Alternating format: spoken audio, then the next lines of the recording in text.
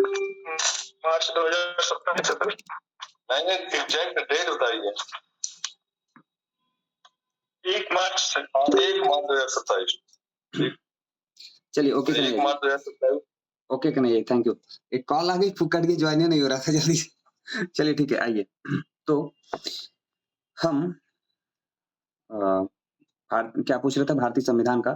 ठीक है, तो भारतीय संविधान में कुल 22 भाग हैं। भाग 14 क किससे संबंधित है? भाग 14 क किससे संबंधित है जी? अभिषेक जी। सर ट्रिब्यूनल्स अधिकार। हाँ, ट्रिब्यूनल्स है। किसके लिए है? ट्रिब्यूनल्स के लिए है। ठीक है, भाग 14 एक किससे संबंधित है? ट्रिब्यूनल से संबंधित है, यानी अधिकरण से संबंधित है। किससे? हाँ, एडमिनिस्ट्रेटिव ट्रिब्यूनल है। और 14 बी किससे संबंधित है? 14 बी किससे संबंधित है?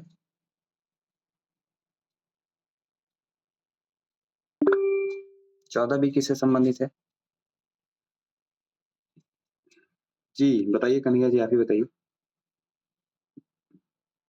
सर शायद 14 जो बी है वो अन्य विषयों से है। हाँ, अधिकरण लेकिन अन्य विषयों के लिए है। ठीक है, उसमें 323 का है। हाँ। उसमें 2 आर्टिकल है, एक 323 का जिसमें है प्रशासनिक अधिकरण का वर्णन, और दूसरा 323 का जिसमें है अन्य प्रशासनिक अधिकरण। ठीक है, गुड। ठीक है, तो ध्यान आ गया। अभिषेक जी देखिए, ये वाला आर्टिकल आप लोगों को याद नहीं था लग रहा है। नितिन, धरती पे कदम नहीं है। अमित जी आज भी नहीं जुड़े, कल उनको बताते हैं। 14 का भी नहीं पता था, ये 323 ए 323 पता था। हाँ, तो 14 बी भी तो याद रखिए। 14 बी ही है ना, ये 14 ए ही में है। 14 का में ही दोनों है। 14 का में ही दोनों है। दोनों रुक जाइए, 14 के बी शायद बाद में जोड़ा गया था। अच्छा, 14 क में ही है। ठीक है, ओके, सॉरी, थैंक यू। तो 14 ए में, ठीक है, 14 ए में 2 आर्टिकल्स हैं, 323 ए और 23 बी। एक में क्या है? कैट है, सेंट्रल एडमिनिस्ट्रेटिव ट्रिब्यूनल है। इसकी स्थापना पहली बार कब हुई थी? सेंट्रल एडमिनिस्ट्रेटिव ट्रिब्यूनल की स्थापना कब हुई थी? 1985। 1985 की 1987 था शायद। कैट एक्ट 85 तो याद आ रहा है, 87 नहीं है सर, 85 होगा फिर। 85 तो ज्यादा सही लग रहा है। कैट एक्ट 1985 में था, एडमिनिस्ट्रेटिव ट्रिब्यूनल एक्ट। ठीक है, और ये स्टैब्लिश कब हुआ था? नितिन एक बार चेक करो, स्टैब्लिशमेंट कब है इसका? मतलब 85 है सर, 85 है। ठीक है, चलिए, तो 1985 ये नोट कर लीजिए, इंपॉर्टेंट रहेगा क्योंकि ये इससे संबंधित भी है। ठीक है, तो कैट की स्थापना कब हुई थी? 27 फरवरी 1985 को। कब हुई थी? 27 नवंबर 1985। क्या आपसे जी, आप कहाँ से देख ली?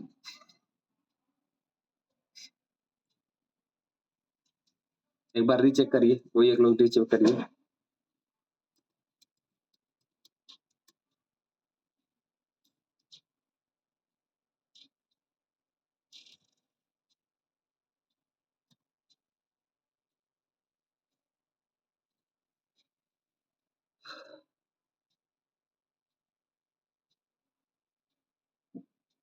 कोई एक लोग जल्दी चेक करके बताइए, तब तक आगे बढ़ते हैं हम लोग। ठीक है, चलिए। भारतीय संविधान का भाग 15 किससे संबंधित है? 1 नवंबर सर दिखा रहा है। 1 नवंबर दिखा रहा है। चलिए,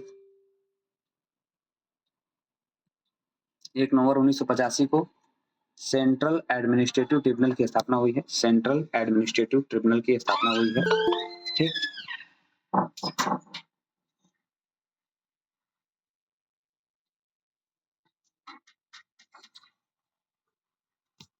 ठीक, चलिए आइए।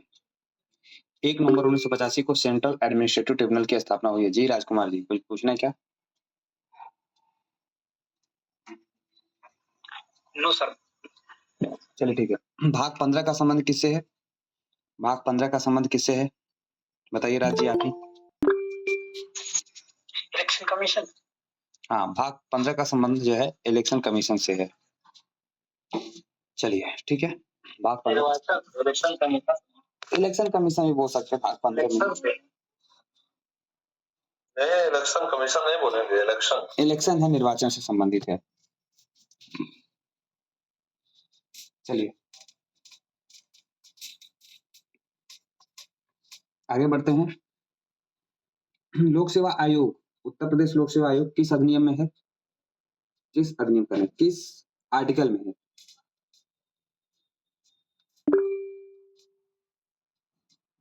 जी बताइए राजकुमार जी। Article 315 sir. हाँ, आर्टिकल 315 में है। और जो लोक सेवा आयोग का गठन होता है, लोक सेवा आयोग का गठन, उनके सदस्यों की नियुक्ति किस आर्टिकल में दी गई है? सदस्यों की नियुक्ति किस आर्टिकल में दी गई है? सदस्यों की नियुक्ति किस आर्टिकल में है? बताइए कन्हैया जी। नियुक्ति सर 17 में है ना? 16 में नहीं, 16 में नियुक्ति है। 16 में। हाँ, सदस्यों की नियुक्ति 16 में है। और सदस्यों को हटाया जाना किस आर्टिकल में है अभिषेक जी? सदस्यों को हटाया जाना, हाँ हाँ, ये 17 में है। ठीक है अमित जी, अभी आप ही की चर्चा हो रही थी, सबसे लेट में आप ही जुड़े। सर हम कंफ्यूज थे ना, हम अभी मोबाइल देखे हैं कि 9:30 बजे 9:45 बजे शुरू होता है, तो आज जल्दी शुरू हो गया है। 9:15 बजे से शुरू होता है। चलिए, संघ की भाषा हिंदी होगी और लिपि देवनागरी। संघ की भाषा हिंदी होगी और लिपि देवनागरी। अंकों की अंतरराष्ट्रीय पद्धति स्वीकार की जाएगी। यह किस अनुच्छेद में उल्लिखित है? अंकों की अंतरराष्ट्रीय पद्धति। और लोगों का हैंड रेज नहीं हो रहा है। हाँ? अली, 2 लोगों का हैंड रेज है। बताइए अभिषेक जी। आर्टिकल 343 का फर्स्ट क्लास। हाँ, 343 का ए, 343 का ए नंबर का जो क्लास है वो इसमें है। ठीक है, किसमें है? 343 ए। ठीक है, ए कह रहे हैं, सॉरी, एक 343 एक में। ठीक है, इसको ध्यान रखिएगा। लिपि देवनागरी है। लिपि कैसी है? देवनागरी है। ठीक, चलिए अभी जो मेन है वो पूछ ले रहे हैं, क्योंकि एग्जाम नजदीक है तो इसको हम रिवाइज करा दे रहे हैं आप लोगों को जल्दी से। भारत के संविधान का संक्षिप्त नाम किस अनुच्छेद में है? भारत के संविधान का संक्षिप्त नाम किस अनुच्छेद में है? जी दीक्षा जी बताइए।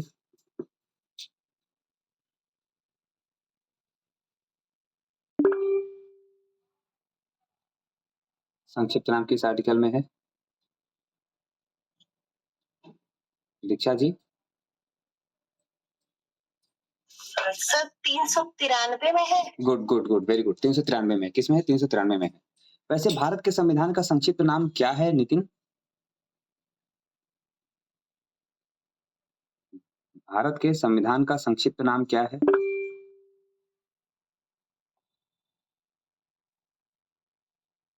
अभिषेक जी। भारत का संविधान। हाँ, भारत के संविधान का संक्षिप्त नाम क्या है? भारत का संविधान है। ध्यान रखिएगा, ऐसा प्रश्न आ जाएगा तो कंफ्यूजन में दिक्कत हो सकती है। और भारतीय संविधान में अनुच्छेद 394 ए, ठीक है, यानी हिंदी भाषा में प्राधिकृत पाठ की जो बात है 394 ए, वह भारतीय संविधान में कब जोड़ा गया था? 394 ए। जी अमन जी बताइए। Sir 58th constitutional amendment 1987। कौन से संविधान संशोधन से? 58वें संविधान संशोधन से 1987 में जोड़ा गया था। यह आर्टिकल आप लोगों को बताया भी था।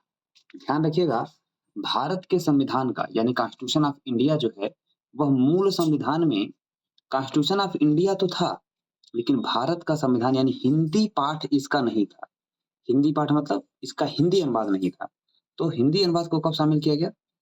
1987 में शामिल किया गया। याद रहेगा आप लोगों को, ये अच्छा क्वेश्चन बन सकता है। ठीक है, और अभी 5 राज्यों में चुनाव हुए हैं। अमित जी बताएंगे कि किन 5 राज्यों में चुनाव हुए हैं? सर अभी जो रिसेंट हो रहा है ना सर, हाँ। पुडुचेरी, तमिलनाडु, पश्चिम बंगाल और केरल और एक और है सर बोल रहा है असम असम असम असम असम असम। हमने प्रश्न पूछा है कि किन किन राज्यों में चुनाव हो रहे हैं। इन्होंने बताया पांडिचेरी, केरल, असम, तमिलनाडु। पांडिचेरी यूटी है। हाँ। शब्दों को ध्यान से, एग्जाम में अगर ऐसे प्रश्न आ गया कि कितने राज्यों में चुनाव हुए हैं, तो आप जोड़ के 5 खटाक से मार के चले आएंगे और बाहर निकल के कहेंगे कि सर एकदम सही मारा है 5। अब पूछा ट्राई कर जाएगा सर, पुडुचेरी क्लियर हो जाएगा। बस वो है बताया ना कि वो हमारे हिमांशु भैया जैसे होगा कि भारत के तटरेखा पर कितने राज्य स्थित हैं? 8 गिन रहे हैं। गुजरात, महाराष्ट्र, कर्नाटक, केरल, तमिलनाडु, आंध्र प्रदेश, उड़ीसा, पश्चिम बंगाल। पश्चिम बंगाल, आंध्र प्रदेश, उड़ीसा, तमिलनाडु, केरल, कर्नाटक, महाराष्ट्र, गुजरात। गुजरात, महाराष्ट्र 3 बार गिने हैं और तीनों बार उनका 8 है। 8 मार के चले हैं। हमसे करें 8 होगा ना, हम क्या 9 होगा। तो हमको दोस्तों में जनबे करते जैसे चलता है कि चूतिया घोड़ी हो क्या, ऐसे ऐसे। हमने कहा कैसे गिने हैं आप ही बताइए। फिर गिनवा रहे हैं। महाराष्ट्र, गुजरात, महाराष्ट्र, उसके बाद कर्नाटक, केरल, तमिलनाडु, आंध्र प्रदेश, उड़ीसा, पश्चिम बंगाल। हम कहीं गोवा में चले गए थे पिकनिक मनाने, हैं? तो अरे यार तो गोवा छूट गया। तो गोवा जो होता है छोटा सा है, क्वेश्चन गलत करा देता है। समझ में आया? तो ध्यान रखिएगा, जैसा प्रश्न पूछेगा उसी हिसाब से लगाना है। जैसे पाकिस्तान के साथ भारत के कितने राज्यों की सीमा साझा होती है? पाकिस्तान के साथ भारत के कितने राज्यों की सीमा साझा होती है? जी अभिमन्यु जी बताइए।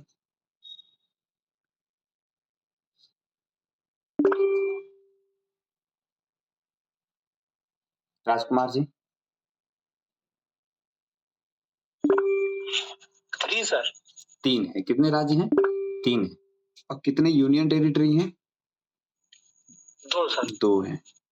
यहाँ पे भी बहुत सारे लोग कंफ्यूजन में मार के आएंगे, क्योंकि एग्जाम का जो प्रेशर होता है, एग्जाम का प्रेशर होता है, लिटरली इसको दिमाग में बैठा लीजिए कि एग्जाम का प्रेशर होता है। वहां पे दिमाग अचानक से काम नहीं करता और हम क्वेश्चन को ध्यान से नहीं पढ़ते हैं। पाकिस्तान के साथ कितने राज्यों की सीमा साझा करती है? 5।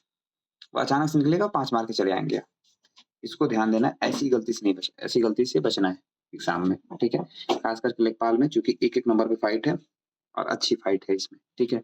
और यकीन मानिए पहले बता देना कि लेखपाल में फाइट अभी कम है, लोअर में फाइट ज्यादा हो जाएगी। चूंकि जो भी वीडियो में लेखपाल के पोस्ट पर या फिर किसी अन्य पोस्ट पर हैं, वो सभी के सभी लोअर में फाइट करने आ जाएंगे, क्योंकि लोअर में जो पोस्ट होती है वो अधिकारी ग्रेड की पोस्ट होती है और 4200 ग्रेड पे है, इंस्पेक्टर है। तो मैक्सिमम लोग वहां फाइट करेंगे, ठीक है। और हम तो कई सारे ऐसे लोअर वालों को सुन रहे जो लोअर में सिलेक्टेड, लेकिन वो भी अपनी पद बदलने के लिए भी लाइन में लगे हुए हैं। हमने कहा भाई साहब काहे सीटीए खराब करना चाह रहे हैं? कहा नहीं भैया लेना है, क्या करें, इसमें बहुत पैसा वैसा नहीं है। जाके बैठे हुए हैं मंडी में नहीं, मतलब ऐसा कुछ बताए थे, बागवानी वाला था क्या कुछ, एग्रीकल्चर वाले फील्ड में थे, ठीक है। चलिए, तो वो भी फाइट में रहेंगे। आगे बढ़ते हैं। भारत के संविधान का हिंदी भाषा में पाठ होगा। ये भारतीय संविधान के 58 नंबर यानी 58वें कॉन्स्टिट्यूशन अमेंडमेंट से जोड़ा गया है, ठीक। चलिए, आर्टिकल 370 किस राज्य से संबंधित था? आर्टिकल 370 किस राज्य से संबंधित था? जी अमन जी। जम्मू एंड कश्मीर। जम्मू कश्मीर किससे? जम्मू और कश्मीर राज्य से संबंधित है। और जम्मू कश्मीर राज्य की राजधानी क्या है? बताइए।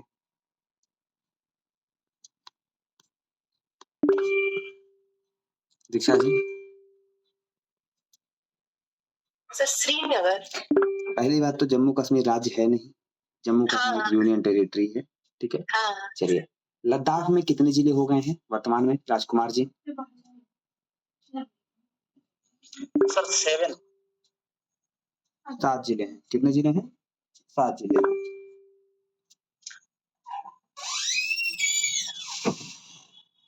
चलिए आगे बढ़ते हैं। महाराष्ट्र और गुजरात, महाराष्ट्र राज्य से गुजरात राज्य को कब अलग किया गया था?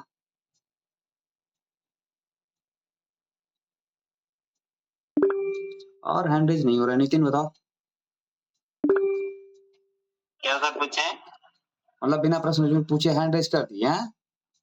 जम्मू कश्मीर और वो पूछे ना कब अलग हुआ था? लो हमने पूछा कि गुजरात राज्य को महाराष्ट्र राज्य से कब अलग किया गया था? मोहित जी। सर 1960। 1960। हाँ, तारीख क्या थी? 1 मई। 1 मई को थी, 1 मई 1960 को थी। ठीक है। नागालैंड राज्य को कब अलग किया गया? अमित जी। 1963। 1963 में किया गया। हरियाणा राज्य को कब किया गया अलग? दीक्षा जी।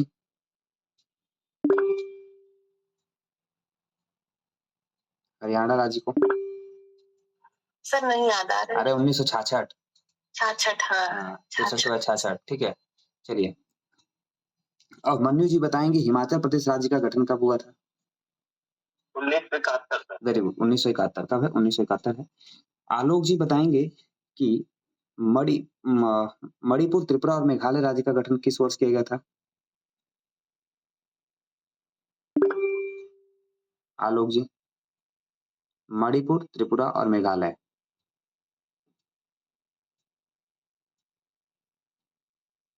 अमन जी।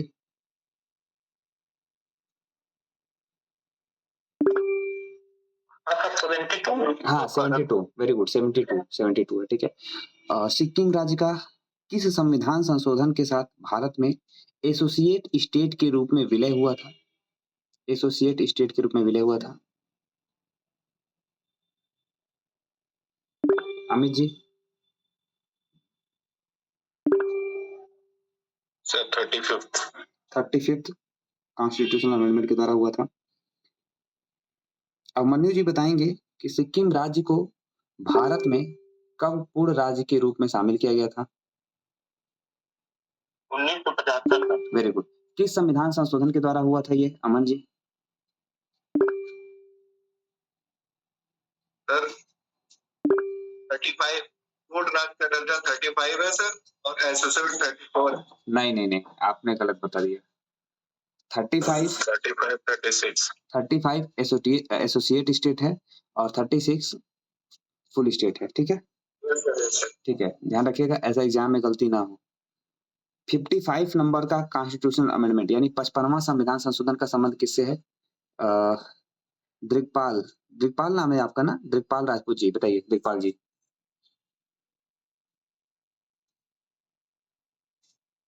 पचपनवां संविधान संशोधन का संबंध किससे है?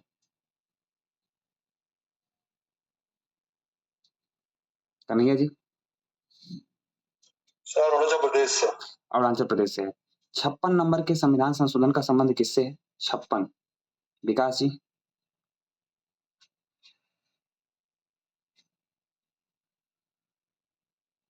मोहित जी।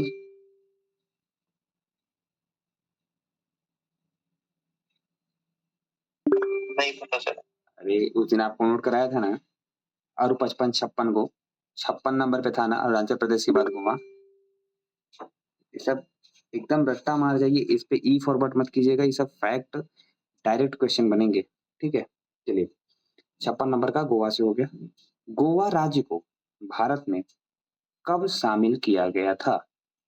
गोवा राज्य को भारत में कब शामिल किया गया था? बताइए विकास जी।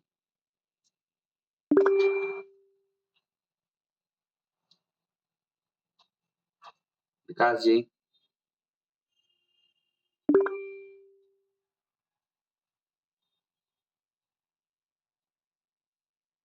नितिन। 1987। 1987 में गोवा राज्य को भारत में शामिल किया गया था। कन्हैया जी। 25 दिसंबर 1961। 1961 है कि 87 है जी नितिन? भारत में शामिल किया गया था 1961 को ही ना? ऐसे गलती होगी एग्जाम में। हम 25 है या 19 दिसंबर है? सर 19 19 दिसंबर है। दिसंबर है, 19 दिसंबर है, सॉरी 19 दिसंबर 19 दिसंबर 1961 है।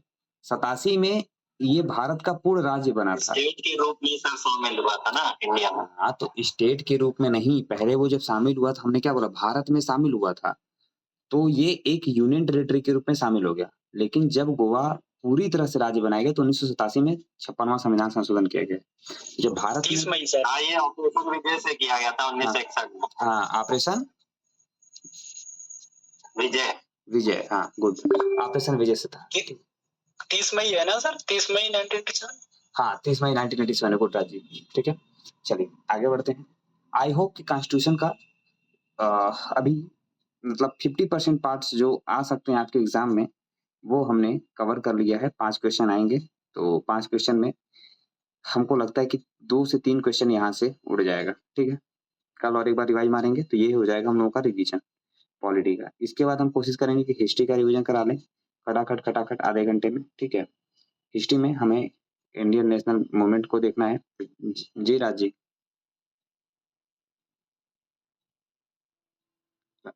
नहीं सर, वो पहले का ही था। ठीक है चलिए। तो इंडियन फ्रीडम फाइटर और फ्रीडम मूवमेंट के बारे में देख लेंगे, ठीक है। यहाँ से क्वेश्चन उठेगा जो, और साथ में इसके बाद ज्योग्राफी का। आज आप लोगों ने ज्योग्राफी के अगर 80 क्वेश्चन किए हैं तो मुझे पूरी उम्मीद है कि ज्योग्राफी के लगभग चीजें एक बार आपको रिवाइज हो गई होंगी, रिकॉल हो गई होंगी। किसी का कुछ बचा रह गया उसमें, पेपर जरूर सॉल्व कीजिएगा जितने लोग ग्रुप में जुड़े हुए हैं, क्योंकि अभी सिर्फ 2 या 3 लोगों ने टेस्ट का एनालिसिस करके भेजा है कि सर मेरे इतने क्वेश्चन गलत हुए हैं, हम वीडियो बना के भेज दिए। 80 कहाँ सर, 30 ही थे आप लोगों के ग्रुप में अभी वो बताया, तो अभी पहली वही तो चर्चा किया कि आप लोगों को 30 दिया गया है, इन लोगों को 80 बनाया था, ठीक है। आप अगर टेलीग्राम पे जाएंगे तो टेलीग्राम पे 80 वाला पड़ा हुआ है, ठीक है। तो टेलीग्राम से अगर 80 वाला करना तो 80 वाला कर लीजिएगा जाके, ठीक है। अभी इन लोगों का एग्जाम है ना 10 दिन बाद, तो इसीलिए इन लोगों को 80 90 100 क्वेश्चन का बना के देना है कि करो तुम लोग जितना मन करे उतना करो।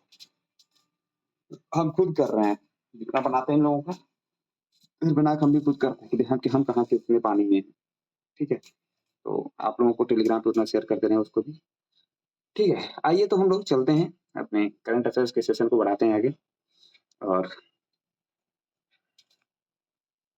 ठीक है।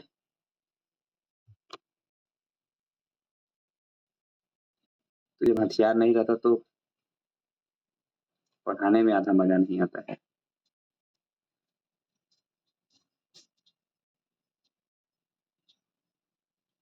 हम लोगों ने 3 पेज तक कर लिया था ना, आज शायद यहाँ से करना है। और मॉर्निंग वाली क्लास में आप लोगों ने देखा होगा कि सुबह करंट अफेयर्स हम बहुत तेजी से खींचे हैं। कारण ये कि मैं ये सोच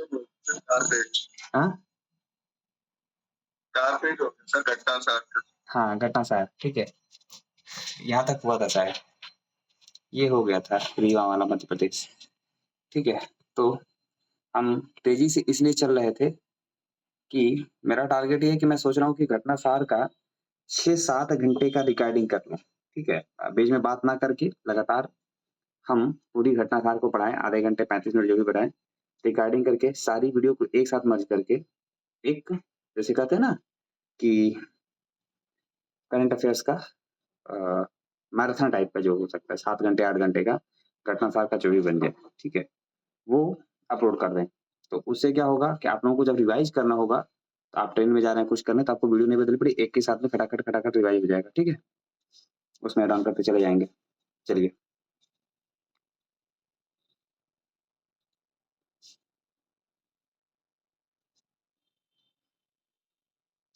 आइए, कराने वाले, ब्रिक्स के बारे में करवाने वाले थे। ब्रिक्स के बारे में, ब्रिक्स बताएंगे, अभी इसी में आने दीजिए ना, लाइन से चल रहा है। मतलब देखिए, संगठन हम तब कराते हैं ना, उससे कोरिलेट करना है मुझे क्वेश्चन। जैसे मान लीजिए करंट अफेयर्स आपने पढ़ा, अब देखिए हम आपको बताएं एग्जामिनर पेपर कैसे सेट करता है। वो पहले देखता है कि हमारे सामने कौन कौन से मुद्दे हैं जो चर्चा में है, ठीक है। उन चर्चा में जो मुद्दे हैं उन्हीं से वो प्रश्न उठाने की कोशिश करता है, और जब प्रश्न उठाता है तो उसी के आगे वो बढ़ाने की कोशिश करता है, ठीक है। अब उससे कोरिलेट करके हम पढ़ेंगे तभी समझ में आएगा, ठीक है। आइए भी मिल जाएगा, फटाफट मिलेगा। देखिए भारतीय रेलवे ने अंतर्राष्ट्रीय महिला दिवस मनाया कब जाता है? 8 मार्च। वेरी गुड, 8 मार्च को मनाते हैं। कब मनाते हैं? 8 मार्च को अंतर्राष्ट्रीय महिला दिवस मनाते हैं। किस अवसर पर महिला कर्मचारियों की सुरक्षा के लिए कौन सा ऐप लॉन्च किया है? तो क्या नाम है? साइन। कौन सा ऐप लॉन्च किया है? साइन ऐप लॉन्च किया है। तो साइन ऐप किसके द्वारा लॉन्च किया गया है? भारतीय रेलवे के द्वारा लॉन्च किया गया। भारत में रेलवे की शुरुआत सबसे पहले कब हुई थी? रेलवे की शुरुआत सबसे पहले कब हुई थी मोहित जी?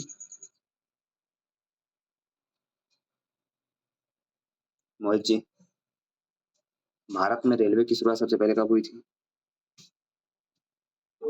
नहीं पता सर। स्क्रीन पे देखते रहिए, स्क्रीन पे हमने लिख दिया है। हाँ, अप्रैल 1853 में। कब हुआ था? अप्रैल 1853 में हुआ था। ठीक है। पहली रेल कहाँ से कहाँ तक चलाई गई थी कमल जी? सर मुंबई से ठाणे के बीच। मुंबई से ठाणे के बीच। ये कितने किलोमीटर की लंबी थी अभिषेक जी? 34। हाँ, 34 किलोमीटर लंबी थी। कितनी किलोमीटर थी? 34 किलोमीटर लंबी थी। किसके शासनकाल में चलाई गई थी नितिन?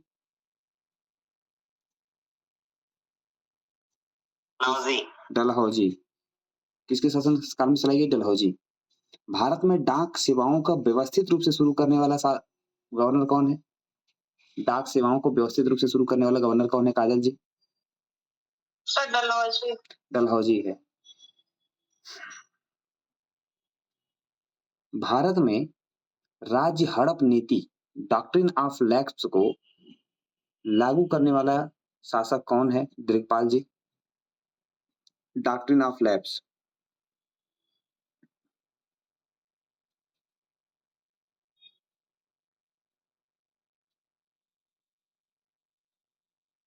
डॉक्ट्रिन ऑफ लैप्स बताइए अमन जी।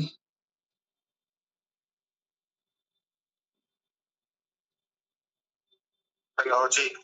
डलहौजी कौन है? डलहौजी। ठीक है, कौन है? डलहौजी है।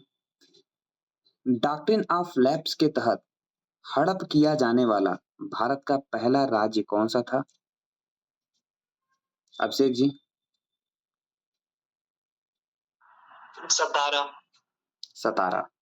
सतारा राज्य का गठन पहली बार कब हुआ था राजेश जी? सतारा राज्य का गठन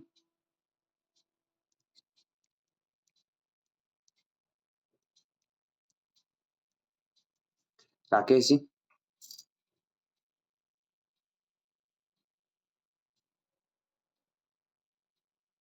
वंशता जी? सर आइडिया नहीं। अरे वंशता जी? कन्हैया जी? 1818। 1818 है। अरे ये जब उदय हुआ था, इसका जब एक प्रकार से विलय कर लिया गया था पूरे पेशवा साम्राज्य का, तो उसके बाद इसका उदय हुआ था 1818। अब याद आया राकेश जी? जब सतारा को मतलब सतारा का उदय कब हुआ था? जब तीसरा आंग्ल मराठा युद्ध हुआ था। तृतीय के युद्ध में। हाँ हाँ हाँ, तृतीय आंग्ल मराठा युद्ध जो था 1817-1818 में, तृतीय आंग्ल मराठा जो युद्ध हुआ, तो पूरे मराठा साम्राज्य को हड़प लिया गया और एक नए राज्य का गठन किया गया, सतारा। ठीक है, सतारा 1818 में गठन हुआ। 1848 में राज्य हड़प नीति का पहला शिकार बन गया सतारा। राज्य हड़प नीति का पहला शिकार कौन बन गया? सतारा बन गया। ठीक, चलिए सतारा के साथ जो राज्य हड़पे गए थे सतारा के बाद, उनका नाम क्या है? नाम लिखते जाइएगा, फिर कोड बता रहे हैं। सतारा, जैतपुर, जयपुर, संबलपुर, उदयपुर, संभलपुर, बघार, उदयपुर, बघार, उदयपुर, उदयपुर, झांसी, नागपुर, झांसी, करौली, नागपुर, करौली, नागपुर, करौली, फिर अवध। अवध, अवध और सबसे लास्ट में लिखिएगा सिक्किम। नहीं सर, सिक्किम तो पहले है। नहीं, सिक्किम 52 में था।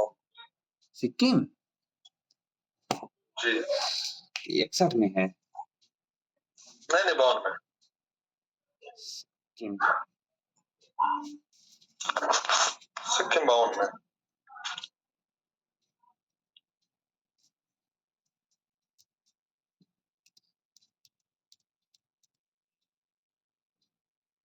सबसे लास्ट में कह सकते हैं, मतलब हड़प नीति के तहत नहीं, तो वैसे जो है म्यांमार को 1885 में। हाँ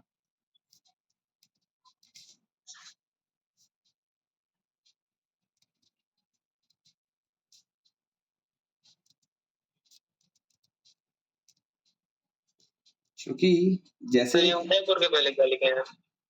उदयपुर के पहले बघाट बोलते हैं या बघाट बोलते हैं? बघाट। बघाट।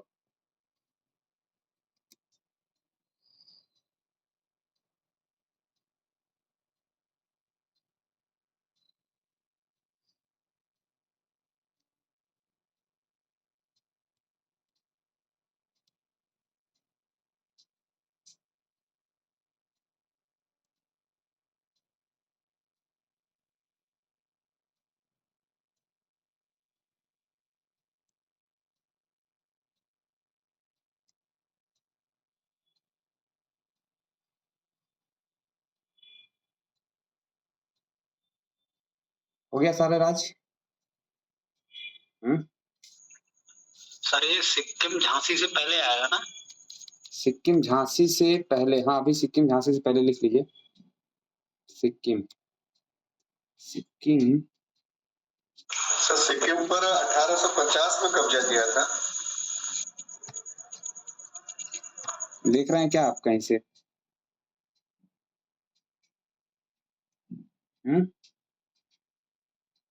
कहीं से देख के बता रहे हैं या फिर? मैंने तो बता रहे हैं, कुछ डाउट है मैं 50-52 में, वो भी सही हो सकता है, 50 भी हो सकता है तो 50-52 में ही। एक बार क्वेश्चन पूछा था शायद, जो समीक्षा हाँ अरे पीसीएस समीक्षा अधिकारी में आया वो मैं सही भी किया हूँ, मुझे इसीलिए डाउट हो रहा है। उसमें जो है 50 या 52 था शायद, 50 या 52, हमें तो 52 याद आ रहा है, लेकिन 50 भी हो सकता है। 49 है। नहीं वो 49 तो नहीं है सर, 49 नहीं वहां तो देखिए हम देख रहे हैं साइड पे ही कि पंजाब के बाद जो 1848 में पंजाब हुआ था, ठीक है 1848, ठीक, दलीप सिंह को जो हराए थे ये लोग ना, फिर सिक्किम। पंजाब तो 1849 है सर। 1849 में पूरी तरह से मिला है, पहले 1848 में जो आंग्ल सिख युद्ध समाप्त हुआ था, जो सही मतलब एग्जैक्ट है 1849 पंजाब है, 1848 सतारा है। 1850 फिर 1849 में ही जैतपुर संभलपुर दोनों है, जैतपुर संभलपुर पंजाब तीनों 1849 है। 1850 में बघाट है, 1800 शायद 50 या 52 जो भी हो सिक्किम होगा, फिर 53 में झांसी, 54 में नागपुर, 55 में करौली, एक क्रम है, और 52 में उदयपुर। रुकिए ये सर सिक्किम वाला जो है घटना चक्र का जो वो पूर्वाग्रह घटना चक्र में गलत दिया हुआ है, ये उसमें विवादित था। एक उसमें ये कहा है कि क्वेश्चन विवादित था, क्योंकि उसमें ना आपको बताएं भाग पे जो है एक एक कर सुनिए, हम बता रहे हैं सुनिए। अभी जो मैं सिक्किम का पूरा हिस्ट्री पढ़ा हूं, सिक्किम को एक शायद डॉक्टरों पर दुर्व्यवहार का आरोप लगाकर इसको विलय किया गया था। अब हाँ तो एक बार घटना चक्र में जब आप पढ़ेंगे जो है, तो घटना चक्र में एक बार दिया है 1817 को लॉर्ड हेस्टिंग्स वाला मान लिया था पहले जो है 1817 में कि इसका विलय 1817 में किया गया था, लेकिन वो गलत था, सही यही है 1850 से 52 जो भी हो, 50-52 में है सर, शायद 50 भी हो सकता है, देख लीजिए सर। नहीं इसलिए हम बता रहे हैं आपको, अभी मैं पूरा खोला हुआ हिस्ट्री, सुनिए हम पूरी हिस्ट्री खोले हुए हैं उसकी, तो उसको थोड़ा समझिए, अगर इसमें डाउट होगा तो फिर इसको और वो किया जाएगा इम्प्रूवमेंट। सिक्किम की जो हिस्ट्री बता रही है कि वो ये बता रहा है कि डलहौजी जो है, पूरी हिस्ट्री समझिए कैसे कर रहा था। डलहौजी पहले 1848 में जो आंग्ल सिख युद्ध हुआ था समाप्त, ठीक है, हार्डिंग के शासनकाल में, तो हार्डिंग के शासनकाल में पहले ये किसको विलय करते हैं? पंजाब को। ठीक है, और 1849 में पंजाब विलय हो जाता है। महाराजा दिलीप सिंह को कहाँ भेज देते हैं ये पेंशन लेके? यूरोप। युद्ध जो है 1849 में समाप्त हुआ था ना नहीं, इसका? वो पराजित हुआ था 48 में ही, 44 से 48, जैसे 46 से 48 था हार्डिंग के शासनकाल में। हार्डिंग के शासनकाल में युद्ध समाप्त हुआ, मतलब पराजित हो गया सिख। ठीक है, तो जो दिलीप सिंह थे उनको पेंशन पे भेज दिया गया यूरोप में। ठीक, और उसके बाद सिक्किम, ठीक है, सिक्किम जो है 1849 में अंग्रेजी राज में मिलाया गया, और ये डॉक्टरों के दुर्व्यवहार के आधार पे था। ठीक है, तो सतारा, जैतपुर, संभलपुर, तो जो जैतपुर है और संभलपुर है ये दोनों 49 में थे। ठीक है, जैतपुर और संभलपुर दोनों 49 में ही है ना, संबलपुर और हाँ 49 में है, तो सिक्किम भी 49 ही लिखिए, सिक्किम भी जो है 49 लिखिए। ठीक है, फिलहाल अभी जो मिला है डाटा, और इसको अगर हम देखेंगे कोई और मतलब ऑथेंटिक सोर्स और देखेंगे, अभी सिक्किम का इतिहास देख रहे थे तो वहां से ये है डाटा। ठीक है, तो अभी लिखिए, चूंकि ये प्रश्न जब आया था ना तो उस पर बहुत विवाद हुआ था, चूंकि स्पेक्ट्रम में शायद 1861 दिया हुआ है। ठीक है, एक बार राकेश सर आप देखिए घटना चक्र में क्वेश्चन शायद समीक्षा कार्य में इस पर पूछा गया है। हाँ, अरे पीसेस में समीक्षा कार्य मैं तो बता रहा हूँ, उसमें दिया हुआ है, उसमें दिया हुआ है सर, जो पूर्वावलोकन है कि सिक्किम के कुछ हिस्सों पर, पूर्व सिक्किम का विलय नहीं हुआ था, सिक्किम के कुछ हिस्सों पर विलय डलहौजी के शासनकाल में 1850 में हुआ था। कुछ हिस्से, मतलब पूर्व सिक्किम नहीं, कुछ हिस्से। अच्छा, चलिए ठीक है, फिर यही दिया हुआ है, तो ये जो है ये दिया हुआ था कि डॉक्ट्राइन ऑफ लैप्स के तहत नहीं था। जो प्रश्न आता है, ये सतारा, संभल, बघाट, उदयपुर, झांसी, करौली, ये सब जो आते हैं, ये सब व्यक्तिगत नीति के तहत हुए थे, ये उस नीति के तहत नहीं हुआ था। हाँ, इसीलिए वो उस क्रम में नहीं आता, वो क्रम में नहीं आता है, इसलिए इसको उस नीति के तहत जो है पंजाब भी नहीं है, पंजाब भी नहीं है। हाँ, इसीलिए पंजाब में बता रहे हैं, पंजाब भी नहीं। जो ज्यादा पूछा जाता है पंजाब है, पंजाब उसमें शामिल है, डॉक्ट्रिन ऑफ लैप्स के तहत पंजाब और सिक्किम दोनों में। देखिए, आप लोगों को डॉक्ट्रिन ऑफ लैप्स में जो राज्य याद रखना है, सिक्किम वैसे भी नहीं याद रखना है, पंजाब वैसे भी नहीं याद रखना। सिक्किम और पंजाब की हिस्ट्री हम बाद में जब क्लियर करेंगे तो हम बताएंगे। फिलहाल डॉक्ट्रिन ऑफ लैप्स में इन 7 राज्यों को एकदम लाइन से याद रखिएगा: सतारा, जैतपुर, संभलपुर, बघाट, उदयपुर, झांसी, नागपुर, करौली, ये राज्य याद रखिएगा, 8 के 8 राज्यों को। सजय सब उझाना कोड क्या है? सजय सब उझाना, विकास जी, मोहित जी, रोहित जी, राकेश जी, राजेश जी, ये तो आप लोगों को तो याद होगा। जिन लोगों को नहीं याद है, ये कोड याद है।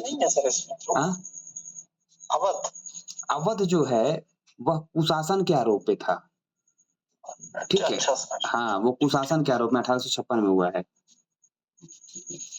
यही तो अवध भी जो है डॉक्ट्रिन ऑफ लैप्स के तहत नहीं था। वही तो बता रहे हैं कि इसमें बड़ा लोचा होता है कि जो नहीं समझ पाता है वो। देखिए, उसमें चूंकि उसका एक रीजन है, डॉक्ट्रिन ऑफ लैप्स का जो मतलब इसका जो मूल सिद्धांत था, मतलब उनके द्वारा, अंग्रेजों द्वारा, उसमें था कि अगर आपका कोई सक्सेशन नहीं है एक, तो तब अगर आप गोदनामा नहीं चलेगा, शायद ऐसा है जिसके बच्चे उच्चे नहीं है, तो इस नीति का पालन ये पंजाब ने, चूंकि पंजाब पर कब्जा, पंजाब पर दिलीप सिंह थे ही, लेकिन उनको वो जब पराजित किए तो एक प्रकार से कह सकते पंजाब को युद्ध के तहत अपनाया गया था, न कि डॉक्ट्रिन ऑफ लैप्स के तहत, और सिक्किम को डॉक्टरों के दुर्व्यवहार के तहत, और इसको अवध को कुशासन के तहत। बाकी जो है सबको जो है उत्तराधिकार न पाने के तहत, मतलब उनके उत्तराधिकार के जो नियम थे उसमें था कि जो भी होने चाहिए सगे होने चाहिए, ऐसा नहीं है कि आप गोद ले लें। जो है तो गोदनामा वहां पर इनवैलिड कर दिया गया था। वो उत्तराधिकार संबंधी नियम से इन राज्यों का जो हड़प हुआ था उत्तराधिकार संबंधी नियम से हुआ था, जबकि पंजाब को युद्ध से, सिक्किम को डॉक्टरों के साथ दुर्व्यवहार से, और अवध को कुशासन के आरोप में मिलाया गया था। अभी सबको क्लियर हो गया होगा। मोहित जी, विकास जी, सभी लोग एक बार कंफर्म कर दीजिएगा, क्योंकि इसमें बहुत हौच पौच हो गया है, तो अभी सबको क्लियर है। किसी को कोई और सर जो अवध में जो कुशासन का आरोप लगाया था उस पर आउटरम की रिपोर्ट आई थी। आउटरम की रिपोर्ट के आधार पे था, ये भी नोट कर लीजिएगा। अवध में आउटरम की रिपोर्ट थी, चूंकि उस समय जो रेजिडेंट थे अवध के वो आउटरम थे, तो आउटरम की रिपोर्ट थी, और उसके पहले ही क्या कहते हैं कि क्या नाम है उसका, डलहौजी, उसके पहले ही इसका एक इंग्लिश में एक शब्द है, इसके बारे में पूर्वानुमान लगाया था कि ये ऐसी चेरी है जो एक दिन जरूर टपकेगी जो है गिलास में। हाँ, हम हिंदी में बता रहे हैं कि ये ऐसी चेरी है जो एक दिन गिलास में जरूर टपकेगी, ऐसा कथन है। पूछा एनसीईआरटी में ऐसा लिखा गया है, और ये शायद एक बार पूछा गया था आईएएस में, कहीं भी पूछा गया है। ऊपर में पीछे से भी नहीं है ये, तो ये पूछा गया है। प्रश्न इस तरह से था कि मतलब निम्नलिखित में से किस राज्य को के बारे में डलहौजी का कथन था कि चेरी से संबंधित करके प्रश्न था करके, ठीक है। ये ऐसी चेरी है जो एक दिन गिलास में जरूर टपकेगी, पूरा बोल दिए हैं, इंग्लिश में ये चीज लिखा है।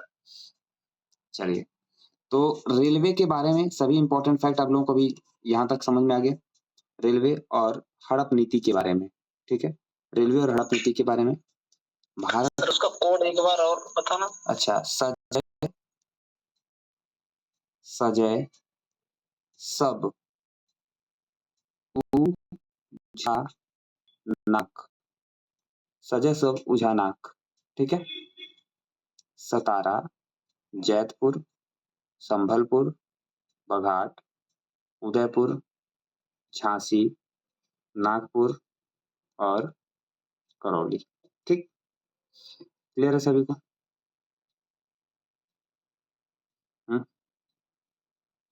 चलिए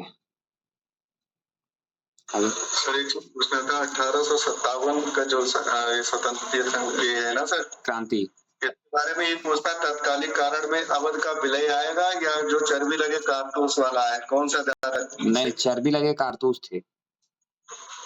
चाय और तुअर के चर्बी लगे कारतूस।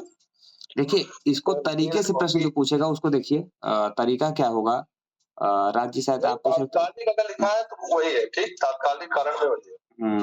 क्योंकि एनफील्ड राइफल में इसका यूज किया जाता था, दांतों से खोलना पड़ता था उसको, और जिससे वहां पर जो धार्मिक भावनाएं जो है आहत होती थी। तो इसको लेकर जो है सबसे पहले बैरकपुर में पश्चिम बंगाल में इसके विरुद्ध आवाज उठाई गई थी, बाद में मेरठ तक फैली। क्योंकि लेकिन अगर देखा जाए कि 1857 की शुरुआत बैरकपुर से ही हो गई थी। इसके बाद जो है बैरकपुर पश्चिम बंगाल से जब 29 अप्रैल 1857 को मंगल पांडे ने एक अंग्रेज गवर्नर, अंग्रेज जो क्या था, जनरल था बाग, उस पर गोली से हत्या कर दी। उसके क्या कहते हैं कि जुल्म में उनको 8 अप्रैल 1857 को फांसी दे दी गई।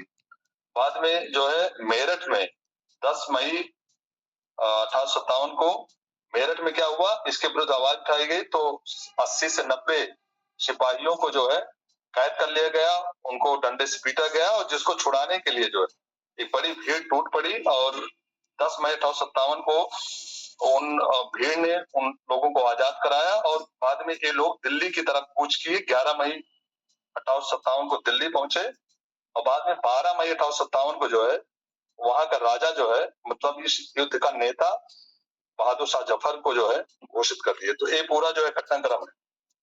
सबको समझ में आया? क्या हम एक्सप्लेन करें एक बार फिर से? सुनिए, हम कर रहे हैं। मंगल पांडे बैरकपुर छावनी में, ठीक है, मंगल पांडे बैरकपुर छावनी में मार्च 1857 में जनरल बाघ की हत्या कर देते हैं। जानते करते हैं मंगल जी बाघ का काल बन के टूट पड़े, ठीक है, मंगल जी बाघ का काल बन के टूट पड़े, और बैरकपुर छावनी में इनको क्या किया, ध्वस्त कर दिया। 8 अप्रैल 1857 को मंगल पांडे को फांसी हो गई। आनंद फानंद में जल्दी से सजा सुना दी गई, फांसी दे दी गई। इसके बाद जो क्रांति की तारीख तय की गई थी वह शायद 31 मई थी, ठीक है। क्रांति की तारीख क्या थी?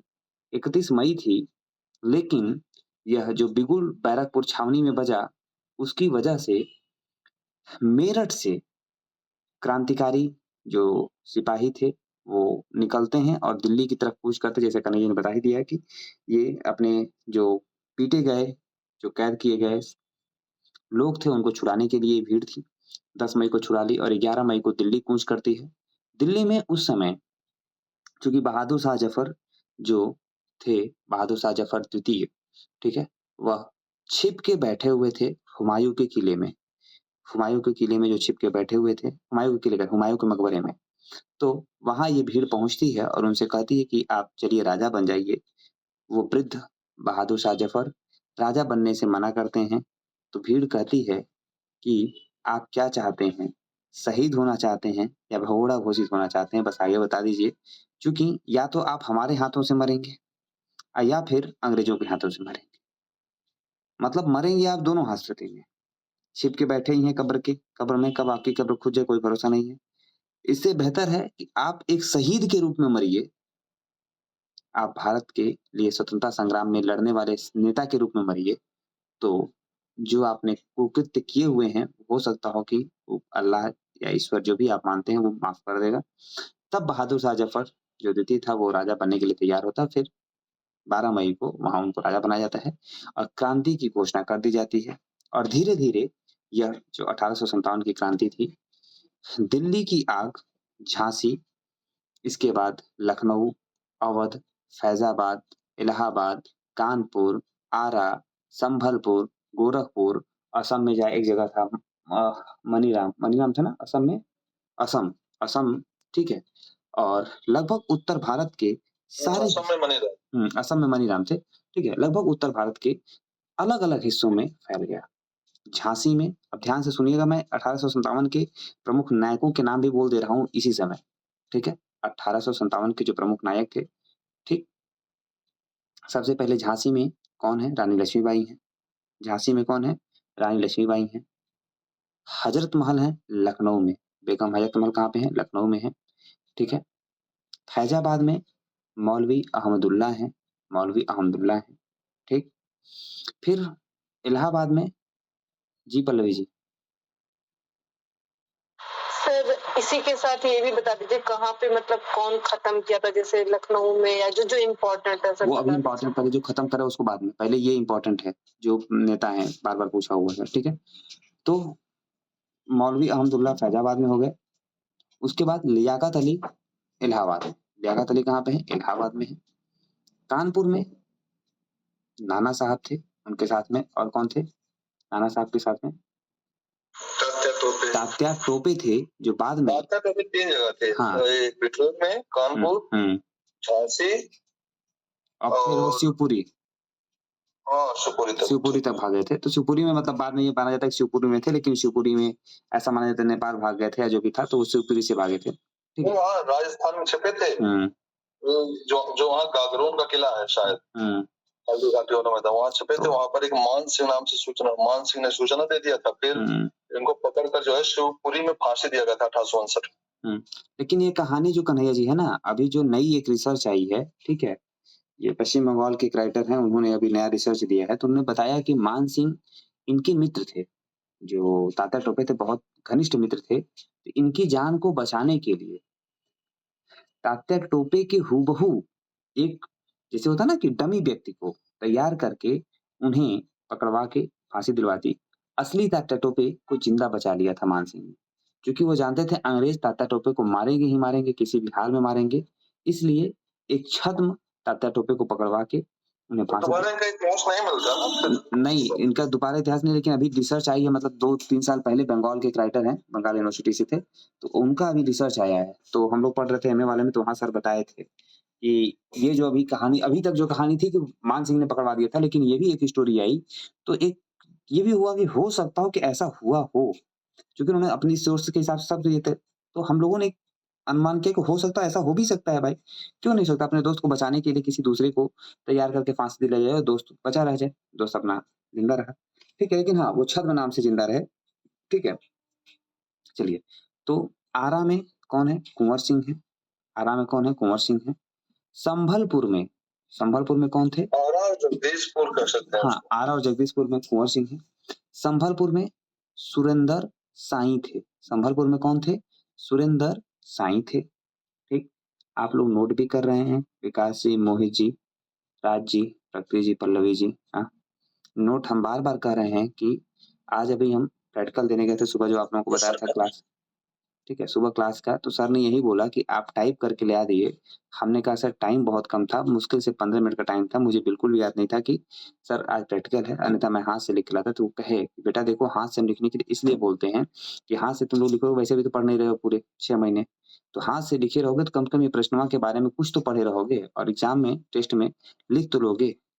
हमने कहा बिल्कुल सर माफी चाहेंगे, आगे से हाथ से लिख के जाएंगे। ठीक है, तो हाथ से एक बार आप लिखेंगे तो याद हो जाएगी चीज। ठीक, चलिए तो चलिए ठीक है। तो कुंवर सिंह जो थे आरा और जगदीशपुर में थे। ठीक है, असम में थे मनीराम। असम में कौन थे? मनीराम थे। ठीक, असम में कौन थे? मनीराम थे। ठीक है,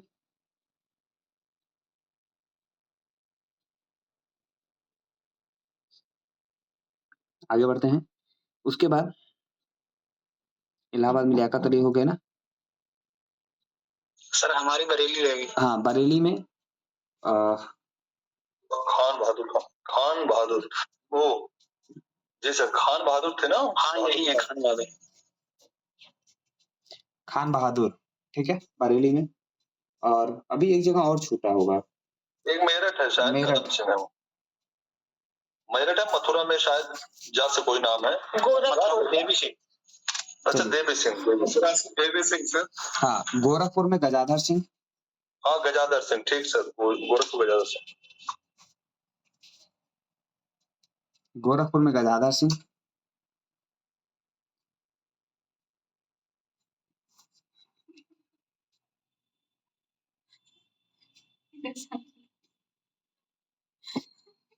चलिए हो गया ना, गोरखपुर में गजाधर सिंह।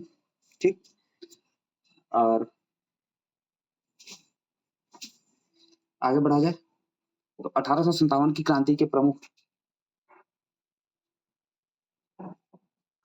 मेरठ का कहा था सर?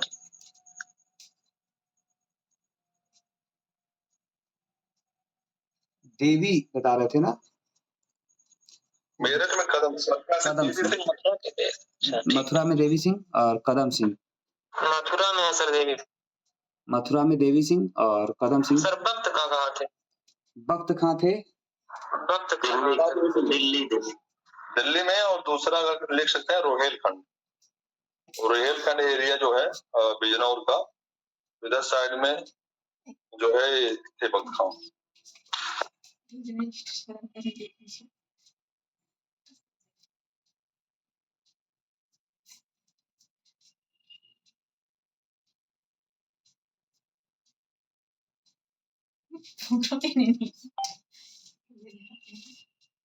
चलिए आगे बढ़ते हैं। ठीक है, अब किस जगह पर किसने समाप्त? फिरोजाबाद में कौन है? फिरोजाबाद में आप लोग एक एक पूछेंगे तो कल हम 1857 की क्रांति के नायक का ही बना के अचानक याद आ गया, पढ़े थे, मिस हो रहा है फिरोजाबाद। चलो अब राकेश याद है? ये सब नहीं पूछते। वही तो बता नहीं सर, फिरोजाबाद में 5 साल रहे खुद ही, लेकिन हमने सर ये पूछा ही हुआ क्वेश्चन है फिरोजाबाद में। चलिए हम यूपी ट्रिपल एस से पूछ सकता है। अरे हम कल बना के भेज देंगे, कल बना के भेजते हैं। पहले 1857, इसीलिए आज 1857 पढ़ा है कि कल हम 1857 की क्रांति का जो प्रमुख नायक है उसको सुनिए। अब दबाने में किसने कहा था? ठीक है, तो यूरोज झांसी में दबाने गया था। यूरोज कहाँ दबाने गया था? झांसी में, ऐसे लिखिएगा।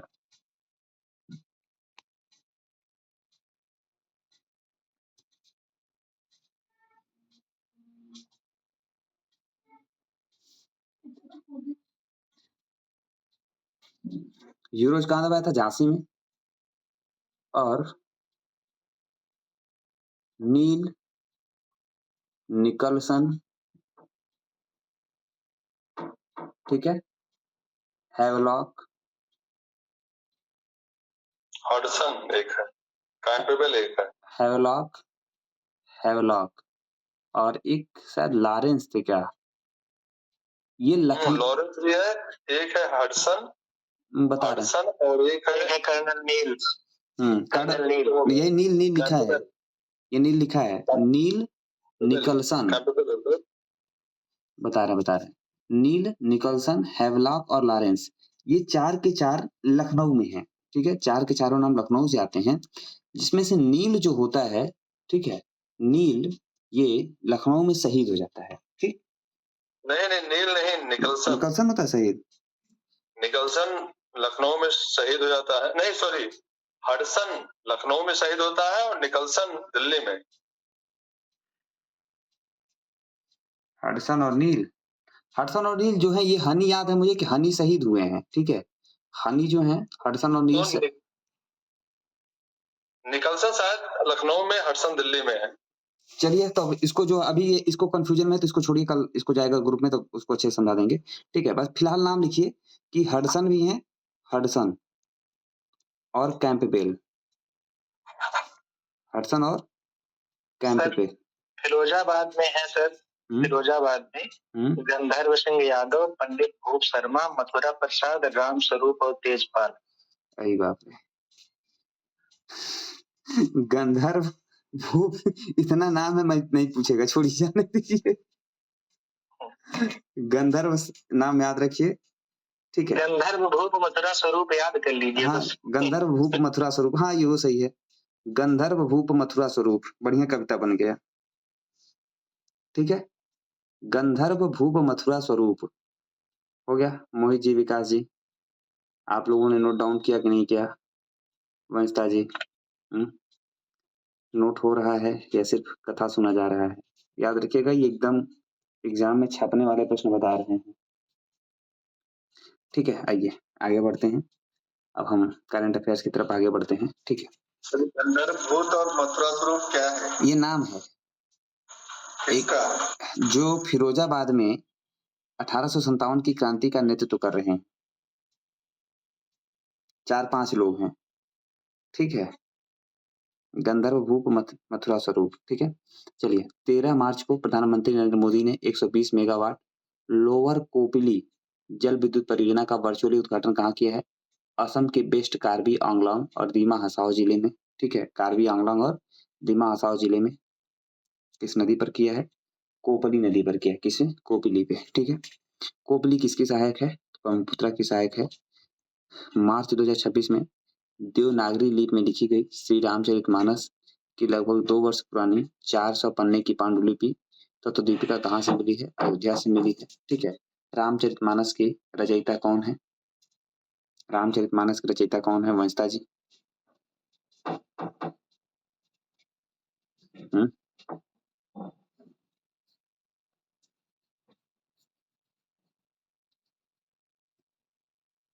बताइए, कौन बताएगा? तुलसीदास जी। तुलसीदास जी है। कौन है? तुलसीदास जी हैं। रामचरितमानस के रचयिता कौन है? तुलसीदास जी हैं। और रामायण के रचयिता कौन है, नितिन? वाल्मीकि, महर्षि वाल्मीकि। वाल्मीकि, ठीक है। उनको लिखा कैसे जाता है? वाल्मीकि, ये शुद्ध शब्द है, इसको याद रखिएगा, वाल्मीकि, ठीक है। जो रामचंद्रिका है, ये किसकी रचना है? रामचंद्रिका केशवदास। वेरी गुड, केशवदास की है। रामचंद्रिका किसकी है? केशवदास की है। रामचंद्रिका, कविप्रिया, ये सब उन्हीं के हैं। रसिक प्रिया है। और एक और, रामचंद्रिका, कविप्रिया, विष्णुप्रिया, रसिक प्रिया, मतलब जितनी प्रिया आएंगी सब जोड़ दीजिएगा केशवदास की। ऐसे जानते हैं केशव के साथ प्रिया जाती है। नहीं सर, कनुप्रिया धर्मवीर भारती की है। अरे धर्मवीर भारती की उपन्यास है कनुप्रिया। वैसे साहित्य नहीं है अपने सिलेबस में। ठीक है, चलिए तो आगे बढ़ते हैं। और ये रामचरितमानस रामायण हो गया। अब कौन भाई अभी तक सो रहा था?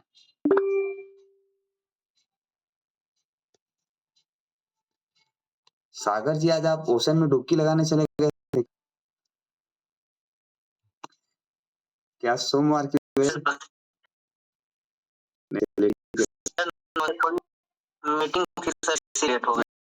कोई बात नहीं, इसीलिए इस क्लास का आनंद यही है कि आप जब खाली होइए तब जुड़ जाइए और फिर रिकॉर्डिंग आपको मिल जाएगी। चलिए, अयोध्या में सबसे ऊंची, सबसे बड़ी ध्वज पताका लहराई गई, ठीक है। तो लहराई गई, कह रहे हैं फहराई गई, ठीक है। तो ध्वज पताका कब फहराई गई थी? अयोध्या में सबसे बड़ी ध्वज पताका कब फहराई गई थी, किस तिथि को? ये तो राकेश जी को अच्छे से याद होगा। तारीख नहीं ध्यान है तो भूल गए तारीख। किसी को तारीख याद है?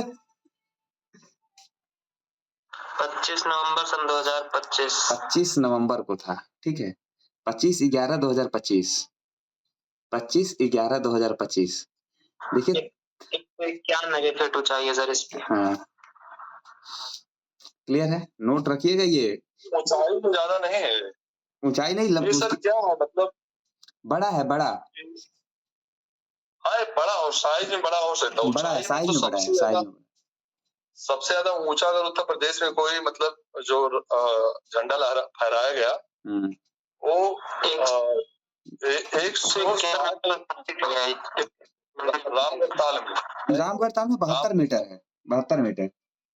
हाँ तो वो सबसे ऊंचा वही है सर। हाँ, उत्तर प्रदेश। ये तो ध्वज पताका नहीं है ना, वो झंडा है जी। हाँ, वो तिरंगा झंडा फहराया गया है, सहारा सिटी में फहराया गया है, ठीक है, सहारा सिटी में फहराया गया, ठीक है। क्लियर है सभी को? ये सहारा सिटी 72 मीटर ऊंचा, ठीक है। याद रखिएगा सब क्वेश्चन। 72 मीटर है, 72 मीटर का जो वो है 72, ये उस समय पढ़ा गया था करंट अफेयर्स वाले में। चलिए 160 था कुछ, नहीं 160 नहीं है। चलिए, तो अयोध्या में राम मंदिर भी बन गया है और ध्वज पताका लहरा दी गई है। अयोध्या किस नदी के किनारे है काजल जी? अयोध्या किस नदी के किनारे है? सरयू नदी के किनारे। किस नदी के किनारे है? सरयू नदी के किनारे है अयोध्या। सरयू का एक और नाम है, क्या है नितिन? घाघरा। घाघरा, ठीक है, घाघरा है, ठीक। चलिए घाघरा सिटी बढ़ती है। चलिए 19 मार्च 2026 को भारत सरकार ने भारतीय दंत परिषद बीसीआई की जगह किस आयोग का गठन किया है? राष्ट्रीय दंत आयोग का गठन किया है, ठीक है, राष्ट्रीय दंत आयोग। भैया दांत खराब होगा तो आयोग के पास चले जाइएगा, ठीक है। दांतों में स्कर्वी रोग किस विटामिन की कमी से होता है? हैंड रेज कीजिएगा जी। मतलब स्कर्वी रोग के बारे में भी अमित जी आपको नहीं पता है? कह दीजिए सर लोग हैं। हाँ ठीक है, विटामिन सी। विटामिन सी किसमें पाया जाता है रोहित जी? विटामिन सी किसमें पाया जाता है? सर खट्टे फलों में पाया जाता है। खट्टे फलों में। खट्टे फलों के लिए अमेरिका की कौन सी घाटी है जो विश्व प्रसिद्ध है? नितिन? सेक्रोमेंटो घाटी। सेक्रोमेंटो घाटी अमेरिका के किस तट पर है? मस्ता जी किस तट पर है? सर वेस्टर्न पे है, ठीक है, सेक्रोमेंटो घाटी। फ्रांस का बोर्डो शहर, फ्रांस का बोर्डो शहर किस उद्योग के लिए जाना जाता है? फ्रांस का बोर्डो शहर जी, रोहित जी।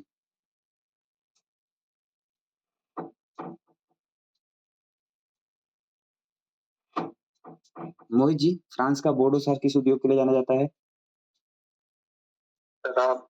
हाँ, किस उद्योग के लिए जाना जाता है? हाँ, वाइन इंडस्ट्री के लिए जाना था, फेमस है। और अमेरिका का सिएटल शहर, सिएटल जहाँ पे स्वामी विवेकानंद जी की आदम करते प्रतिमा का अनावरण किया गया है, तो सिएटल शहर, ठीक है। तो सिएटल शहर किस उद्योग के लिए है वंशिता जी? सिएटल शहर किस उद्योग के लिए है? वायुयान। ठीक, वायुयान के लिए, वेरी गुड। किसके लिए है? वायुयान उद्योग के लिए है, ठीक है, वायुयान उद्योग, ठीक, वायुयान उद्योग के लिए, ये भी इंपॉर्टेंट रहेगा। आगे बढ़ते हैं।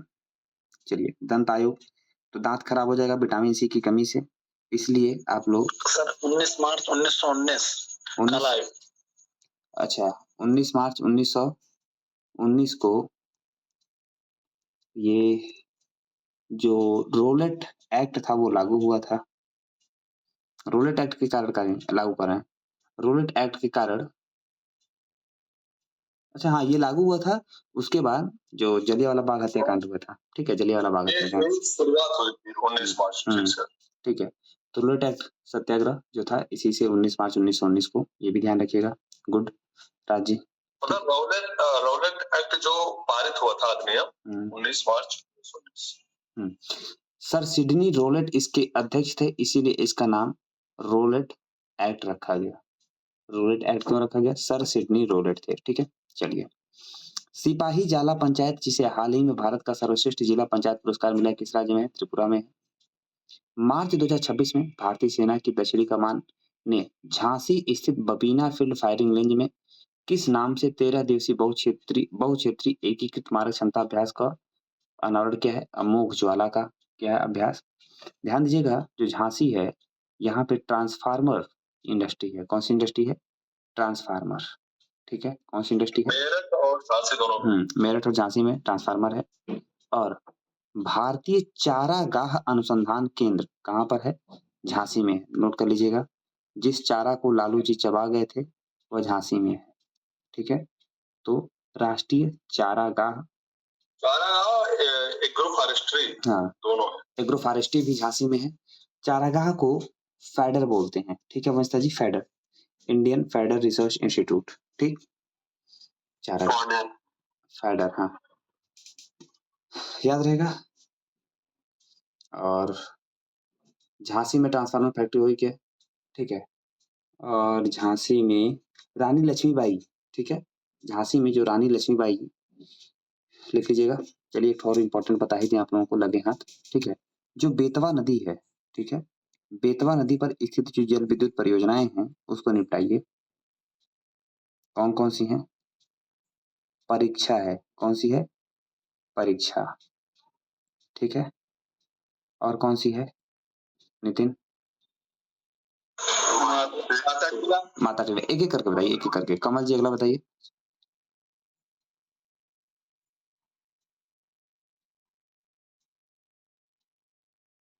बोलिए।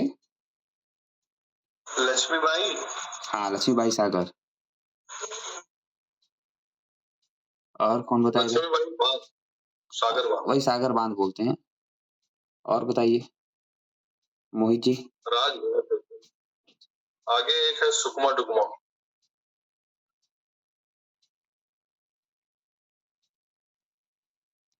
मोहित जी बोले नहीं आप।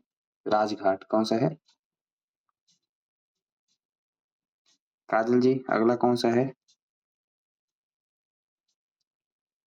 सुकमा डुकमा।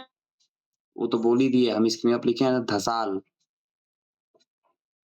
सुकमा डुकमा, सुकमा डुकमा। ठीक है, तो धसाल। तो बेतवा पे जो जल विद्युत परियोजनाएं हैं, ये धसाल कहाँ लिखे सर आप? धसाल भी है उसी पे, बेतवा पे ही। नहीं धसाल नहीं है, धसान है। वही धसान तो बोली। हाँ धसान नदी पर है। हाँ ये बेतवा की सहायक है। वो क्या होता है कि बेतवा की नदी सहायक नदी पूछता है ये भी, लेकिन एग्जैक्ट जो है बेतवा पर नहीं है। हाँ अगर मतलब धसान ऑप्शन में नहीं है तो फिर बेतवा मारा जाता है। क्या सर? अगर धसान ऑप्शन में नहीं दिया है तो बेतवा मारा जाता है। हाँ तब ठीक है। वैसे धसान नदी पर। चलिए, तो परीक्षा, माता टीला, लक्ष्मीबाई सागर, राजघाट, धसान और सुकमा डुकमा। इसमें एक चीज इम्पोर्टेंट है कि जो परीक्षा है और लक्ष्मीबाई सागर बांध है, ये दोनों झांसी में है। बाकी माता टीला, राजघाट नहीं सॉरी परीक्षा, लक्ष्मीबाई सागर और सुकमा डुकमा तीनों झांसी में है। बाकी माता टीला, राजघाट ये दोनों जो है वो ललितपुर में है। क्लियर है सभी को? परीक्षा, लक्ष्मी और सुकमा डुकमा। परीक्षा, लक्ष्मी और सुकमा डुकमा ये तीनों झांसी में। राजघाट ललितपुर में। हाँ राजघाट और माता टीला दोनों ललितपुर। क्या अम्मी जी कुछ कंफ्यूजन है क्या? चल हाँ राजघाट को लेकर लग रहा था। ठीक है,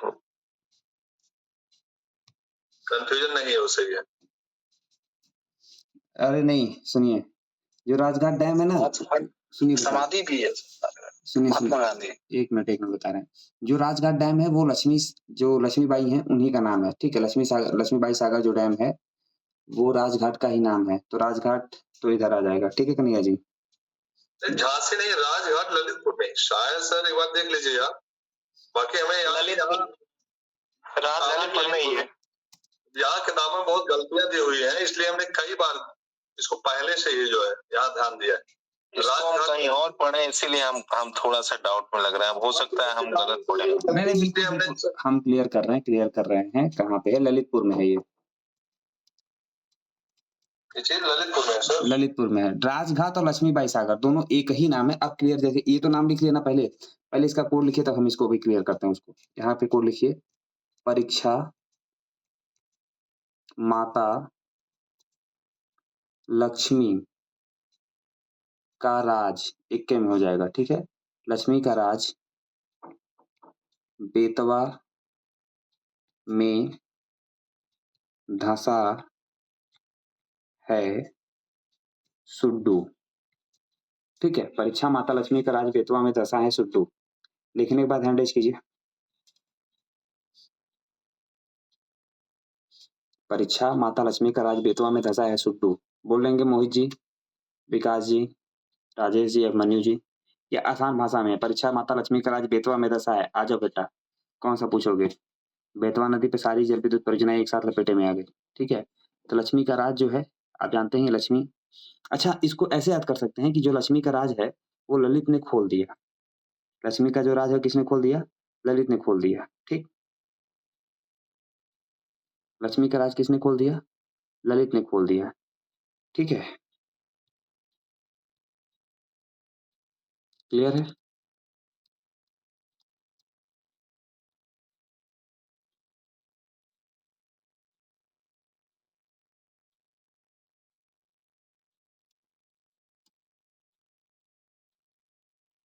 हो गया?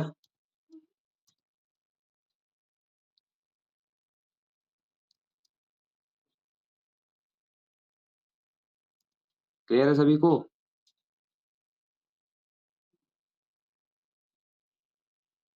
और जो माता टीला है, तो जब जानबे करते हैं कि लक्ष्मी का जब राज ललित ने खोल दिया तो नाराज कौन हो गई? माता जी। यानी माता टीला भी कहां पर है? माता टीला कहां पर है? ललितपुर में है। लक्ष्मी का राज माता जी, लक्ष्मी का राज ललित ने खोल दिया किसके सामने? माता जी के सामने। अभी क्लियर है सभी को? अब किसी को कोई कंफ्यूजन तो नहीं है? अब तो हमें नहीं लगता कंफ्यूजन होना चाहिए कि भाई जानबे करते किसी का राज कोई खोल देगा मम्मी के सामने तो जम भर की कुटैया होगी, बल भर की कुटैया होगी। समझ में आ रहा है? तो लक्ष्मी का राज, वो लक्ष्मी का राज खुल जाए, हाँ? मतलब लक्ष्मी यहाँ कोई लड़की नहीं है, लक्ष्मी मतलब पैसे का राज है। किसी से आप पैसा छुपा के रखे हुए हैं तो, ठीक है। हाँ, किसी उससे नहीं लगाना है, ठीक है। तो माता टीला और लक्ष्मीबाई और राजघाट, ये तीनों बेतवा नदी पर कहां पर है? ललितपुर में है, ठीक। क्लियर है यहाँ तक? मोहित जी, आप लोग जरूर क्लियर कीजिएगा। काजल जी, मोहित जी, विकास जी, राजेश जी, रोहित जी, अभिमन्यु जी, ठीक है। क्योंकि देखिए इस क्लास का यही आनंद है कि हर चीज हमारे जुबान पे होती है।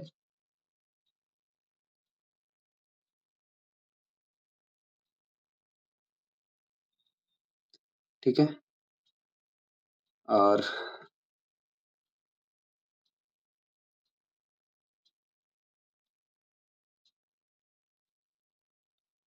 जो परीक्षा है, ठीक है, जो परीक्षा है, परीक्षा झांसी में है, बता ही दिया गया है परीक्षा कहाँ पर है, झांसी में है।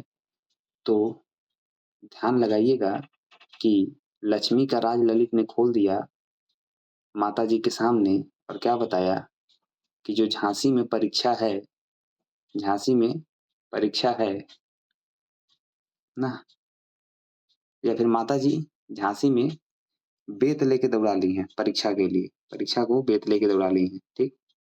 परीक्षा को बेत लेके दौड़ा ली हैं, ठीक है। तो परीक्षा कहाँ पर है? झांसी में है। परीक्षा कहाँ पर है?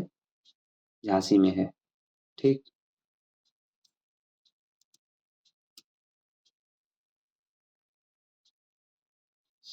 हो गया? किसी को कोई दिक्कत?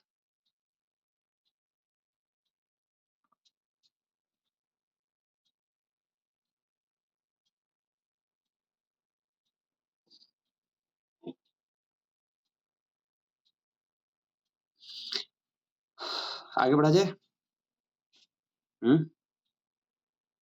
आप लोग कुछ बोल नहीं रहे हैं, एकदम शांत हो गए हैं। जी बढ़े आगे बढ़े। चलिए आगे बढ़ा जाता है। और मजे की बात आपको एक चीज और बताएं कि एक ठो COP33 का सम्मेलन होने वाला था, क्लाइमेट समिट 2028 में। भारत ने उससे मेजबानी अपनी वापस ले ली है। पता नहीं क्यों हमको लग रहा है कि मोदी जी लग रहा है सोच रहे हैं कि फालतू का मेजबानी क्या करें, मेजबानी करेंगे 2-4 ठो घोषणा करनी पड़ेगी, कहाँ से ले आएंगे घोषणा, वैसे भी अभी हम लोग व्यस्त ज्यादा हैं। तो COP33 की मेजबानी भारत 2028 में करने के लिए प्रस्ताव दिया था, उससे अपना नाम वापस ले लिया है। यह ठीक उसी प्रकार से है कि प्रपोजल दिया गया था, ठीक है, प्रपोजल मैरिज का, वह प्रपोजल वापस ले लिया गया कि हम अपना प्रपोजल वापस लेते हैं, आप एक्सेप्ट करिए या मत करिए। तय होने के बाद सच वापस लिया गया। तय होने के बाद प्रपोजल वापस लिया जाता है। ठीक है, चलिए फिर 16 मार्च को भारतीय नौसेना ने हिंद महासागर में किस स्थान पर समुद्री सहयोग को मजबूत करने के लिए इंडियन ओशन सागर पहल के दूसरे संस्करण का आयोजन किया है? कोची में किया है, ठीक है। इंडियन ओशन शिप सागर पहल का दूसरे चरण का कोची में हुआ है। आप जानते हैं कोची का पुराना नाम था कालीकट। क्या नाम था? कालीकट। या कोचीन, क्या नाम था? कोचीन था। जी हाँ, ये वही कोचीन है जहां वास्को डिगामा, कौन? वास्को डिगामा गुजराती पथ प्रदर्शक अब्दुल मजीद की सहायता से, किसकी सहायता से? मजीद की सहायता से, ठीक है, मजीद की सहायता से कालीकट पहुंचा था, ठीक, जहां जमोरिन ने उसका स्वागत किया था। किसने स्वागत किया था? जमोरिन ने, ठीक है। किसने स्वागत किया था? जमोरिन ने उसका स्वागत किया था। और यहाँ से काली मिर्च का व्यापार करके वास्को डी गामा पहली बार में 60 गुना मुनाफा कमाता है। कितना कमाता है? 60 गुना मुनाफा। क्लियर है सभी को? हाँ जी हाँ दोस्तों, कोची को अरब सागर की रानी भी कहते हैं, ये भी ध्यान रखिएगा। अरब सागर की रानी किसे कहते हैं? जो सागर लिखा है ना सर, इसके वही शायद सागर विजन है ना जो हम लोग। नहीं, ये दूसरा है, वो सागर विजन दूसरा है। 2015 में मोदी जी जो लॉन्च किए थे, security and growth for all in the region. उसका है शायद security and growth for all in the region. हाँ, वो सागर पहल है क्या? नहीं, ये दूसरा है। ये जैसे क्या है कि ओशन शिप में है, इंडियन ओशन शिप में, ठीक है, समुद्री सहयोग को बढ़ावा देने के लिए। सागर वो पहल है, वो देशों के साथ, ये भारतीय नौसेना ने हिंद महासागर में किया, ठीक है। और वो भारत सरकार की पहल है सागर, 2015 में विदेश नीति को मजबूत करने के लिए। जी मस्ता जी। सर नेट पे देख रहे हैं तो IOS सागर वही दिखा रहा है। क्या? Indian ocean ship stands for security and growth for all in the region. हाँ तो वो ठीक है, लेकिन ये किसका है? भारतीय नौसेना का है। वो किसके लिए कर रही? ये जो है ये हमारे सिक्योरिटी के लिए है, जो हमारी समुद्री तट है रेखा उसकी सुरक्षा के लिए है। और जो मोदी जी ने सागर डॉक्ट्रिन लाया था, सागर का फुल फॉर्म दोनों जगह पे सेम है, लेकिन मोदी जी का सागर डॉक्ट्रिन जो है वो हमारी विदेश नीति का हिस्सा है। समझ में आ रहा है? वो 2015 में हुआ था शुरू, ठीक। और ये यहाँ पर जो एक लिखा है दूसरा संस्करण, हो सकता है पहला संस्करण 2015 में रहा हो, नहीं, और सेकंड वाला संस्करण 2026 में।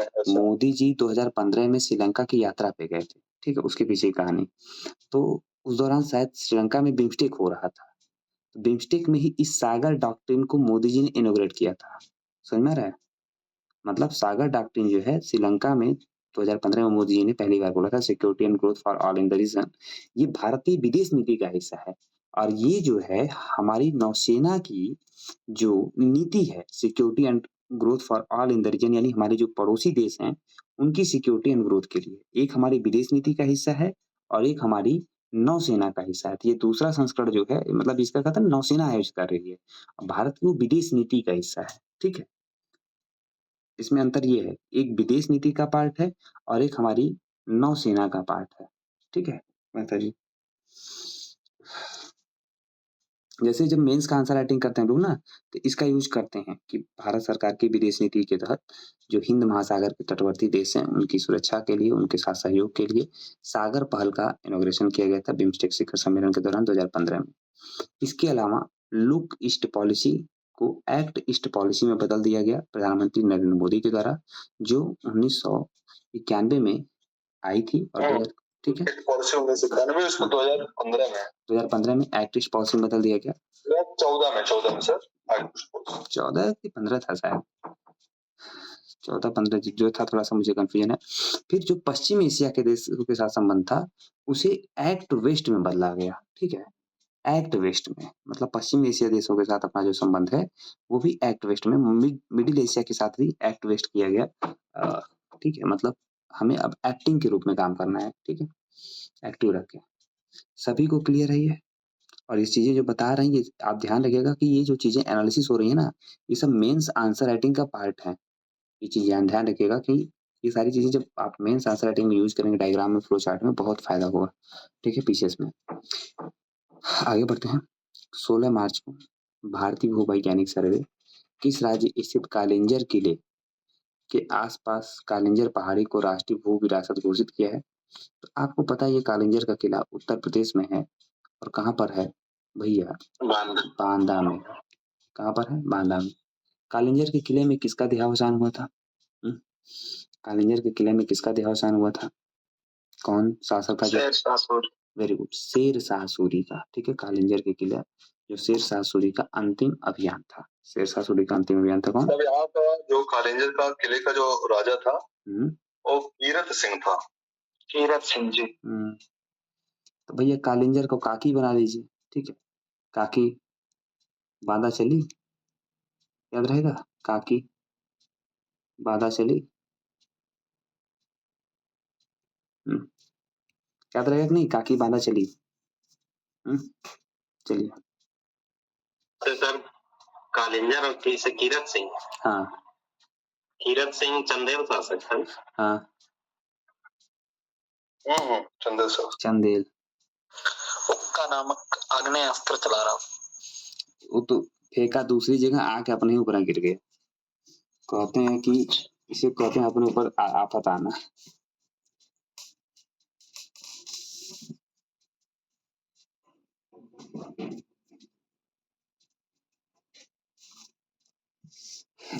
चलिए, समझ में आ रहा है या हवा हो जा रहा है? अब मनु जी आप लोग बताइएगा। राजेश जी, राकेश जी तो पुराने हमारे छात्र हैं, तो जो लोग पुराने जुड़े हुए हैं उन लोगों को तो पता है। जब अभी मोहित जी कोई दिक्कत तो नहीं है? रोहित जी, मोहित जी, हाँ बिल्कुल बताते रहिएगा, क्योंकि बताएंगे इस तरह का तरीका। अभी तक क्या होता है ना कि हम लोग वन में पढ़ते हैं, अब आप जब मल्टी डायमेंशन में पढ़ते हैं तो चीजें एग्जाम के पॉइंट ऑफ व्यू से आपको याद आती हैं। एक टॉपिक सब जगह पे, जैसे नई दिल्ली भारत विद्युत शिखर सम्मेलन 2026 का समापन हुआ। इसके अगले शिखर सम्मेलन कहाँ होगा? गांधीनगर में। कहाँ होगा? गांधीनगर में होगा। 22 मार्च को कौन सा दिवस मनाते हैं?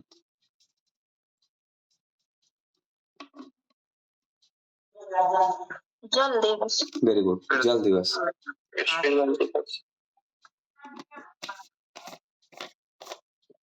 सर ये तो आज आप कराए थे ना सुबह? तो सुबह कराया था ना, वहां कितनी स्पीड में कराया था हमी को पता है ना, आपको पता ही होगा कितनी देर चला है। हम पढ़ते पढ़ते चले गए जल्दी जल्दी, हम उसको 10-12 घंटे की रिकॉर्डिंग बना के अपलोड करना चाह रहे हैं। कुल जो रिकॉर्डिंग से बढ़िया है कि तेजी से पढ़ा दीजिए। नहीं, जैसे वो तो तेजी से पढ़ा के करेंगे ही करेंगे। एक जैसे लोग कुछ लोग होता है ना, खोजते हैं कि एक साथ मिल जाए करंट अफेयर्स पढ़ लें, तो एक साथ 13-14 घंटे का अपलोड कर दो, समझ में आ रहा है? वो अपना चलता रहेगा पूरे साल का। वो डेली आधा घंटा का रिकॉर्ड करेंगे, उसके बाद वो चीजें पढ़ाने का तो यहाँ पे हम आप लोगों को समझा पढ़ा ही रहे हैं। ठीक है, चलिए आगे बढ़ते हैं। भारत सरकार के शिक्षा मंत्रालय, तो शिक्षा मंत्रालय का नाम मानव संसाधन विकास मंत्रालय कब किया गया था? शिक्षा मंत्रालय का नाम मानव संसाधन मंत्रालय का नाम शिक्षा मंत्रालय कब किया गया था? ना रुक जाइए पहले क्वेश्चन दोनों हुआ है कन्हैया जी, 85 में साहब, 85-86 में। 85 में मानव संसाधन मंत्रालय था। बाद में 2000 नई शिक्षा नीति 2020 के तहत उसका नाम शिक्षा मंत्रालय रखा गया। देखिए क्वेश्चन यही है कि अच्छा थीम भी आ गई, नितिन ने बता दिया वाटर एंड जेंडर इस वर्ष की थीम है। 22 मार्च की जल दिवस की थीम क्या है? वाटर एंड जेंडर है, ठीक है, तो ये भी ध्यान रखिएगा, ठीक है, वाटर एंड जेंडर। चलिए तो कन्हैया जी प्रश्न समझ गए? ऐसा ही इस बार स्लोगन भी था तो वो भी इम्पोर्टेंट हो सकता है। स्लोगन क्या है? ये कैंपेन मतलब ये वाटर एंड जेंडर जो है where water flows equality growth campaign के अंदर चलाया गया स्लोगन। अच्छा हाँ, where water flows equality grow, जहां पानी बहेगा वहां जेंडर का इक्वालिटी आएगी, ठीक है, अनहित पानी के लिए झगड़ा होता है। एक दिन पानी ना आए शहर में तो कुल नानी याद आ जाती। सर ये शिक्षा मंत्रालय वाला दोबारा बताइए। अरे हम बिल्कुल बता दे रहे हैं, हमको पता है कि ये क्वेश्चन बन सकता है। शिक्षा मंत्रालय का नाम मानव संसाधन विकास मंत्रालय यानी MHRD हुआ था 1985 में राजीव गांधी के शासनकाल में। ठीक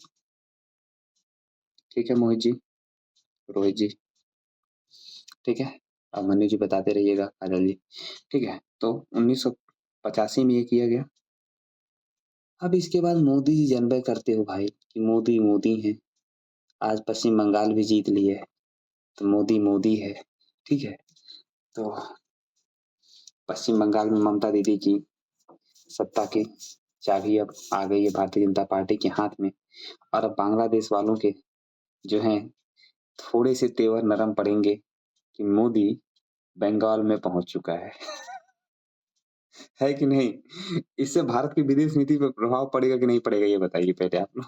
जो बंगाल में विजय हुई है भारतीय जनता पार्टी की, इससे भारत की विदेश नीति पर प्रभाव पड़ेगा कि नहीं पड़ेगा? बहुत ही शानदार तरीके से पड़ेगा, ठीक है, क्योंकि असम उधर से घेर लेगा पूरा, इधर से बंगाल, ठीक है। अभी तक ममता दीदी का साथ मिलता था तो चीजें थोड़ी सी इधर उधर थी ना। चलिए फिलहाल ये भारत की विदेश नीति के लिए एक बड़ी उपलब्धि है, क्योंकि बांग्लादेश में इस समय जो चीजें चल रही हैं थोड़ी सी भारत के साथ संबंधों में वो नकारात्मकता आ रही थी, यहाँ से संबंध स्थापित करने में थोड़ी सी पॉजिटिविटी आएगी। इसको अन्यथा नहीं समझना है, इस कदर समझना है कि जो तीस्ता नदी जल विवाद है, ठीक है, वो ममता बनर्जी यानी पश्चिम बंगाल की सरकार के कारण मूर्त रूप नहीं ले पा रहा था, आप सभी को पता है। तो तीस्ता नदी जल विवाद जो है वो हो सकता हो कि अपने समझौते के स्तर पर पहुंच जाए, जैसे कि 100वें संविधान संशोधन के माध्यम से भारत सरकार ने बांग्लादेश के साथ अपने जो संबंधों को आगे बढ़ाया था। 101 जो गांव थे वो बांग्लादेश को दिया, 51 गांव जो है अपने पास मिला था, लेकिन वो समझौता एक तरह से उपलब्धि थी भारत सरकार के लिए कि हमने किसी भी देश के साथ अपने सीमा संबंधित जो विवाद है उसे समाप्त कर लिया है, ठीक है। तो इस तरह से विदेश नीति पे प्रभाव पड़ेगा। जो रिफ्यूजी संकट है उनको लेके भी थोड़ी सी चिंता देखी जा सकती है कि रिफ्यूजीज जो हैं उनको लेके क्या मतलब नई चीजें होंगी, जो शरणार्थी हैं रिफ्यूजीज और जो घुसपैठी हैं उनको लेके क्या नीति होती है, क्योंकि अगर घुसपैठियों के खिलाफ कार्रवाई की जाएगी तो घुसपैठिए जो है वो भारत के अन्य राज्यों की तरफ, ठीक है, अपने विस्तार करेंगे, क्योंकि वहां से हटेंगे ना। चलिए आगे बढ़ते हैं। तो भारत सरकार के शिक्षा मंत्रालय, ठीक है, तो मोदी जी ने नाम का बदला शिक्षा मंत्रालय का MHRD से, तो MHRD, MHRD से शिक्षा मंत्रालय कब हुआ? 2020 में। कब हुआ? 2020 में। क्लियर है? क्लियर है कि नहीं अमित जी? चलिए तो भारत सरकार के शिक्षा मंत्रालय ने 21 मार्च 2026 को कहां पर Bharat innovate deep tech pre summit का आयोजन किया है? तो IIT बॉम्बे में किया है, ठीक है। डीप टेक 21 मार्च को विश्व वन दिवस मनाते हैं, ठीक है। वन दिवस की थीम क्या है? शायद फॉरेस्ट क्या था, एक बार चेक करो नितिन। वन दिवस और ग्लेशियर डे दोनों का थीम बताओ। प्रिजर्व डे नहीं, ग्लेशियर प्रिजर्वेशन शायद, ग्लेशियर प्रिजर्वेशन डे। सर 26 का forest and economy, forest and economy, लिख लीजिएगा। वन दिवस की थीम क्या है? Forest and economy, FOREST, forest and economy. ठीक है, फॉरेस्ट एंड इकोनॉमी क्या है? फॉरेस्ट एंड और मनाया जाता है नस्ली भेदभाव के उन्मूलन का अंतर्राष्ट्रीय दिवस। मतलब आप आजकल कुछ ज्यादा ही नहीं डीप लेके जा रहे हैं। वन दिवस है, फिर ग्लेशियर संरक्षण दिवस है। ठीक है, ग्लेशियर संरक्षण दिवस कौन सी दिवस? ग्लेशियर संरक्षण दिवस है। और जैसा कि अमित जी ने बता दिया कि नस्लीय भेदभाव से उन्मूलन दिवस है। वैसे तो ये कभी उन्मूलन हो ही नहीं सकता नस्लीय भेदभाव। ठीक है, चलिए आगे बढ़ा जाए।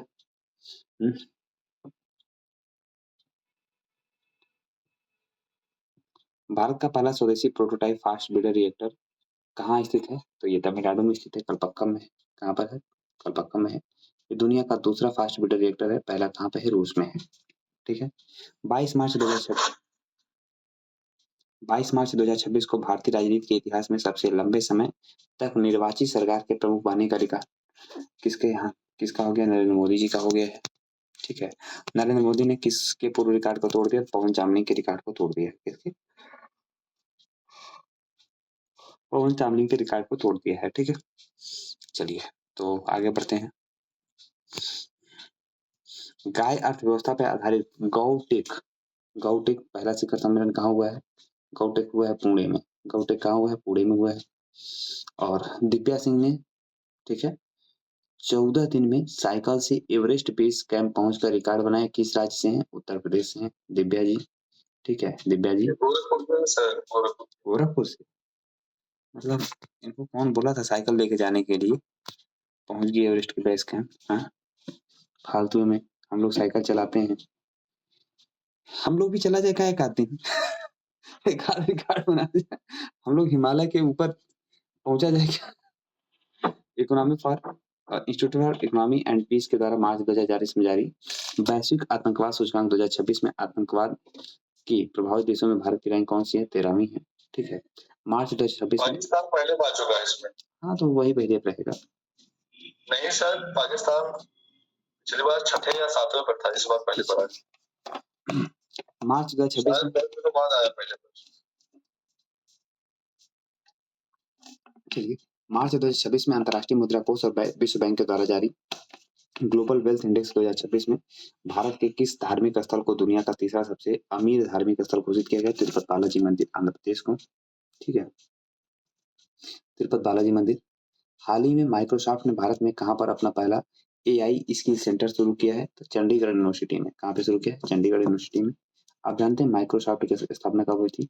1975 की थी। ठीक, उसके बाद सर AI सिटी लखनऊ में हो रहा है ना? हाँ, AI सिटी लखनऊ में बन रहा है। ठीक है, और एग्रीकल्चर एग्री यूथ पार्लियामेंट 2026 का आयोजन कहाँ किया गया? मणिपुर, इम्फाल में किया गया। इसका टेस्ट करा दिए है ना शायद आज? इसका टेस्ट हो गया है आई थिंक। क्यों वस्ता जी बताइए। मार्च 2026 में भारत का पहला liquefied petroleum gas LPG automated tractor कहाँ पे शुरू हुआ है? गुरुग्राम हरियाणा में हुआ है। ठीक है, नवगठित राष्ट्रीय दंत चिकित्सा आयोग के अध्यक्ष कौन है? डॉक्टर संजय तिवारी जी हैं। ठीक है, तिवारी जी। और inter operable criminal justice system को लागू करने वाले देश का पहला राज्य कौन बन गया है? उत्तराखंड बन गया है। आप जानते हैं उत्तराखंड राज्य की स्थापना कब हुई थी? तो 9 नवंबर 2000 को हुई थी। कब हुई थी? 9 नवंबर 2000 को। आज सूर्या जी 27 जनवरी 2025 को लागू हुई। आज सूर्या जी लग रहा है कि सोए और सोए रह। सुबह सूर्य उदय होगा तो कहेंगे कि क्लास मिस हो गई। कोलालमपुर में आयोजित मिसेस इंटरनेशनल वर्ल्ड क्लासिक 2026 का खिताब किसने जीता है? तो पहली भारतीय महिला कौन है? गीतांजलि ओम प्रकाश है। भारत सरकार के आयुष मंत्रालय के द्वारा हबिल्ड के साथ मिलकर 13 मार्च 2026 को 100 दिनों का कौन सा अभियान शुरू किया गया है? तो घर घर तक योग पहुंचाने के लिए योग 365 या योगा 365 है। हैशटैग योगा 365। हाल ही में 7 ज्वालामुखी चोटियों पर सबसे कम समय में 4 घंटे में चढ़ाई करने का Guinness book of world record किसने जारी किया? भूपत राजी अनमीश वर्मा, जो आंध्र प्रदेश से संबंधित है। पंजाब सरकार ने विश्व बैंक के सहयोग से स्कूली शिक्षा में सुधार के लिए कौन सा पाठ शुरू किया है? सिखिया क्रांति 2.0। कौन सी क्रांति है? सिखिया क्रांति 2.0 है। अबे भाई रुक जा। ठीक है, हाल ही में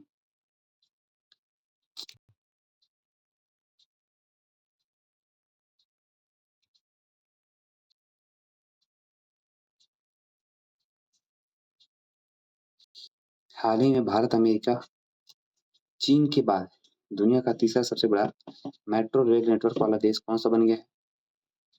वर्तमान में भारत के पास कुल मेट्रो रेल नेटवर्क कितना है? तो 1143 किलोमीटर है। हाल ही में भारत और इंडोनेशिया के किस मंदिर कॉम्प्लेक्स की मरम्मत के प्रति समझौता हुआ है? ब्रह्मानंद मंदिर इंडोनेशिया के, जो कि दक्षिणी जावा द्वीप पर स्थित है। जलवायु कार्यवाही और ग्रीन फाइनेंस की दिशा में महत्वपूर्ण कदम, प्रकृति 2026 शिखर सम्मेलन 19 से 22 मार्च 2026 के बीच कहाँ हुआ है? नई दिल्ली में। कहाँ हुआ है? 2000। ठीक है, चलिए यहाँ तक सबको समझ में आ गया? क्लियर है? चलिए तो इसको याद रखिएगा। और कल जो है, क्योंकि कल वाले में यहाँ पे ब्रिक्स का समिट आ रहा है, तो ब्रिक्स वाले समिट में हम लोग कल ब्रिक्स को देख लेंगे। ठीक है, उम्मीद है सबको यहाँ तक की क्लास बेहतर ढंग से समझ में आई होगी। लगभग 1.5 घंटे की क्लास चल चुकी है। 1.5 घंटे क्या, 2 घंटे हो गए क्लास, 9:15 बजे से। जी सर, इसमें जो स्किल सेंटर वाला माइक्रोसॉफ्ट वाला था, ठीक है, चलिए तो उत प्लस कर्ष उत्कर्ष हो जाएगा, उत प्लस खनन उत्खनन हो जाएगा, उत प्लस थान उत्थान हो जाएगा, फिर उत प्लस चारण उच्चारण हो जाएगा, शरत प्लस चंद्र शरत चंद्र हो जाएगा। ठीक, इसको सीधा सीधा याद रखिए और कुछ बहुत नियम याद करने की जरूरत नहीं है, तो फिर नियम इसमें बहुत ज्यादा है। ठीक है, एक ही संधि आएगा या संधि विच्छेद आएगा ना। और हमको जहां तक लग रहा है कि स्वर संधि में जो महोत्सव है या फिर और क्या है, महोत्सव जगत जननी वाला जो है, ये इधर से आ जाएगा व्यंजन संधि में, जगत जननी जगत जननी हो जाएगा। ठीक है, हाँ ज्यादा क्लियर है? जगत जननी कैसे लिखाएगा आपको पता है ना? ज ग आधा ज फिर ज न नी, जगत जननी ऐसे लिखाएगा, याद है ना? समझ में आ रहा है? जगत जननी, दो मतलब एक आधा जा फिर पूरा जा। ठीक, जबकि संधि विच्छेद जब करेंगे तो जगत प्लस जननी होगा। समझ में आ रहा है? जगत प्लस जननी। समझ में आ रहा है? सभी को समझ में आ रहा है?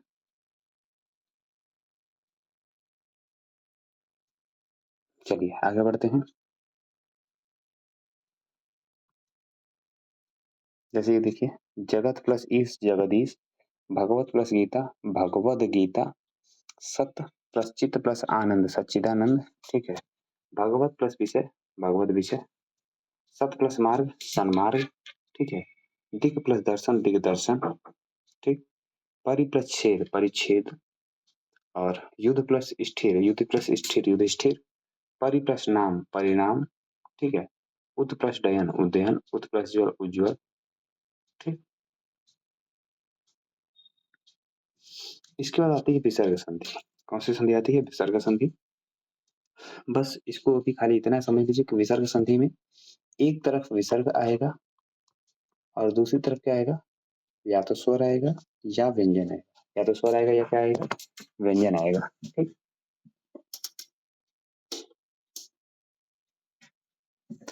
या तो स्वर आएगा या व्यंजन आएगा। क्लियर है? स्वर या व्यंजन।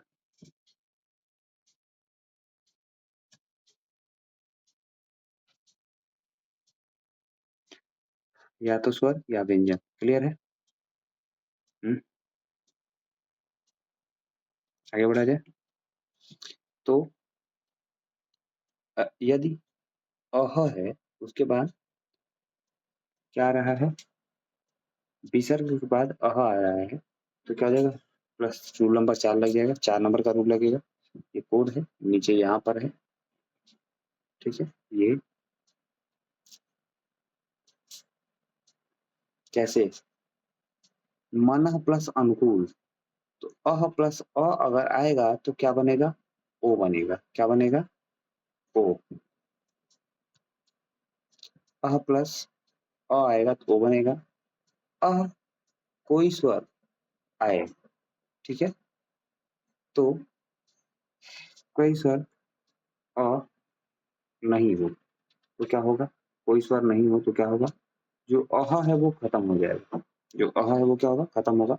जैसे अत, अतः प्लस एव मिलके क्या जाएगा, अतएव, ठीक है। सद्य प्लस आलस्य हो जाएगा, सद्य आलस्य, ठीक है। सद्य आलस्य जो अह है वो खत्म हो जाएगा। क्लियर है? और अह के बाद क ख प फ आता है तो क्या होता है, जैसे प्रातः काल है तो साथ साथ चलेगा। जैसे प्रातः काल है, ठीक है, उसका क्या है, अधः पतन है, अधः प्लस पतन है, ठीक। यहाँ पे दिक्कत तो नहीं होगी प्रातः काल में, अधः पतन में, हाँ, प्रातः काल अधः पतन।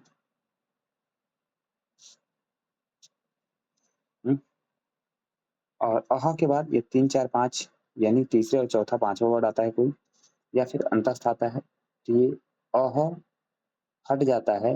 अह जो होता है वो ओ में बदल जाता है। क्या बदलता है, ओ। जैसे मनः प्लस ओ, ओज, ठीक है, तो क्या बन जाएगा, मनः प्लस ज, तो क्या बनेगा, मनोज। क्या बनेगा, मनोज। समझ में आ रहा है? मनः प्लस ज क्या बन जाएगा, मनोज। और पयः प्लस धर, पयोधर हो जाएगा। पयः प्लस धर क्या हो जाएगा, पयोधर हो जाएगा। और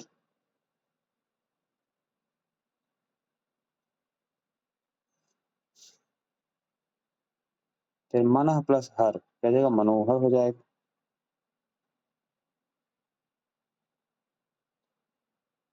चलिए यहाँ तक क्लियर है सभी को? प्लस कोई स्वर आ नहीं आए, वो जो दूसरे नंबर पे है ना। हाँ, कोई स्वर मतलब जैसे कोई स्वर अ नहीं हो, जैसे अ या आ ना हो। अ देखिए लिखा है ना, ये कोई स्वर अ ना हो, अ जैसे इसमें अ आ गया ना तो अ का ओ हो जा रहा है। यदि अ आएगा तो यहाँ पे क्या होगा, अ नहीं है, अ आएगा तो ओ हो जाएगा। अगर अ नहीं है, एव है, आलस्य है, अ नहीं होना चाहिए, ठीक है। अ अगर होगा तो ओ हो जाएगा। और अगर आ आएगा तो ये जो अह है वो समाप्त हो जाएगा। समझ में कमल जी?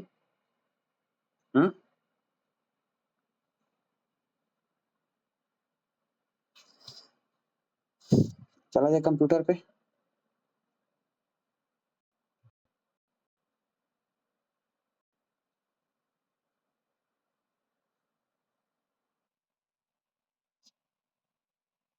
चलिए, सूचना तथा निर्देश यानी इंफॉर्मेशन एंड जो क्या है, डायरेक्शन ना, देने के लिए किस तरह का प्रयोग करते हैं। टाइपराइटर में एक ही की बोर्ड का, ठीक है। सूचना देना हो या निर्देश देना हो तो एक की बोर्ड का प्रयोग करते हैं। टाइपराइटर की तरह एक की बोर्ड का प्रयोग करते हैं। स्मृति यूनिट यानी मेमोरी यूनिट का कार्य कौन करती है, फ्लॉपी डिस्क। फ्लॉपी डिस्क किसका काम करती है, मेमोरी यूनिट का काम करती है। क्लियर?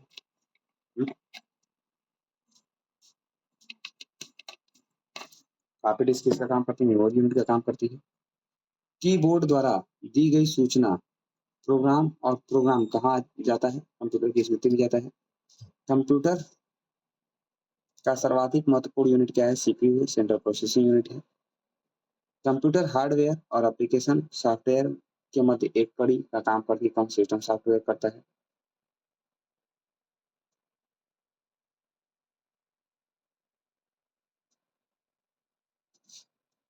ठीक, तकनीकी दृष्टि से कंप्यूटर के 4 प्रमुख कार्य क्या है, डेटा का संकलन करना है, डेटा का संचयन करना है, डेटा के संसाधन के रूप में परिवर्तित करना है और डेटा का निर्गमन करना है। ठीक है, उसके बाद है अलग अलग कंप्यूटर को एक साथ जोड़ना ताकि उनके मध्य सूचनाओं का आदान प्रदान किया जाए, उसे क्या बोलते हैं, कंप्यूटर नेटवर्क को बोलते हैं।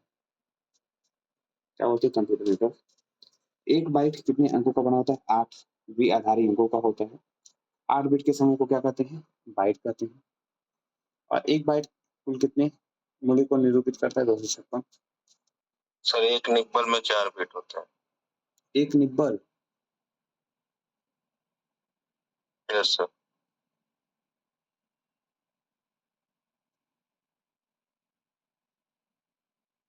नीचे है सर क्वेश्चन, वो है रिसीविंग नीचे पेज। चलिए, तो बिट क्या है कंप्यूटर? बाइट में कितने मूल थे? कैसे 256 हो गए इसमें? जैसे 2 की पावर 8 होता है ऐसे 2 2 जा 4, 4 2 जा 8, 8 2 जा 16, 16 2 जा 32, 32 2 जा 64, 64 2 जा 128, 128 2 जा। जी सर। ठीक है, 2 की पावर 8 से होता है। ये सबको समझ में आया कि नहीं आया? 2 की पावर 8 वाला 256। ये जब किया था शायद 2 का पावर 0 से चालू होता है ना? हाँ हाँ हाँ 2 का पावर 1, हाँ 2 3 4 5 6 ऐसे। ठीक सर। चलिए, बिट क्या है? कंप्यूटर मेमोरी की सबसे छोटी इकाई है। कंप्यूटर शब्द की लंबाई को मापा जाता है किसमें? बाइट में। कंप्यूटर मेमोरी की क्षमता को मापते हैं किसमें? बाइट में। बिट का मतलब क्या है? Binary digit. बाइनरी ऑक्टल क्या है? बाइनरी ऑक्टल और हेक्साडेसिमल। हाँ, हेक्साडेसिमल कितने का होता है? 16 का होता है ना हेक्साडेसिमल? हेक्साडेसिमल 16 का हो जाएगा, ऑक्टेन 8 का हो जाएगा। जी जी। और लिखते हैं तो इसको उल्टा बदल के लिखते हैं,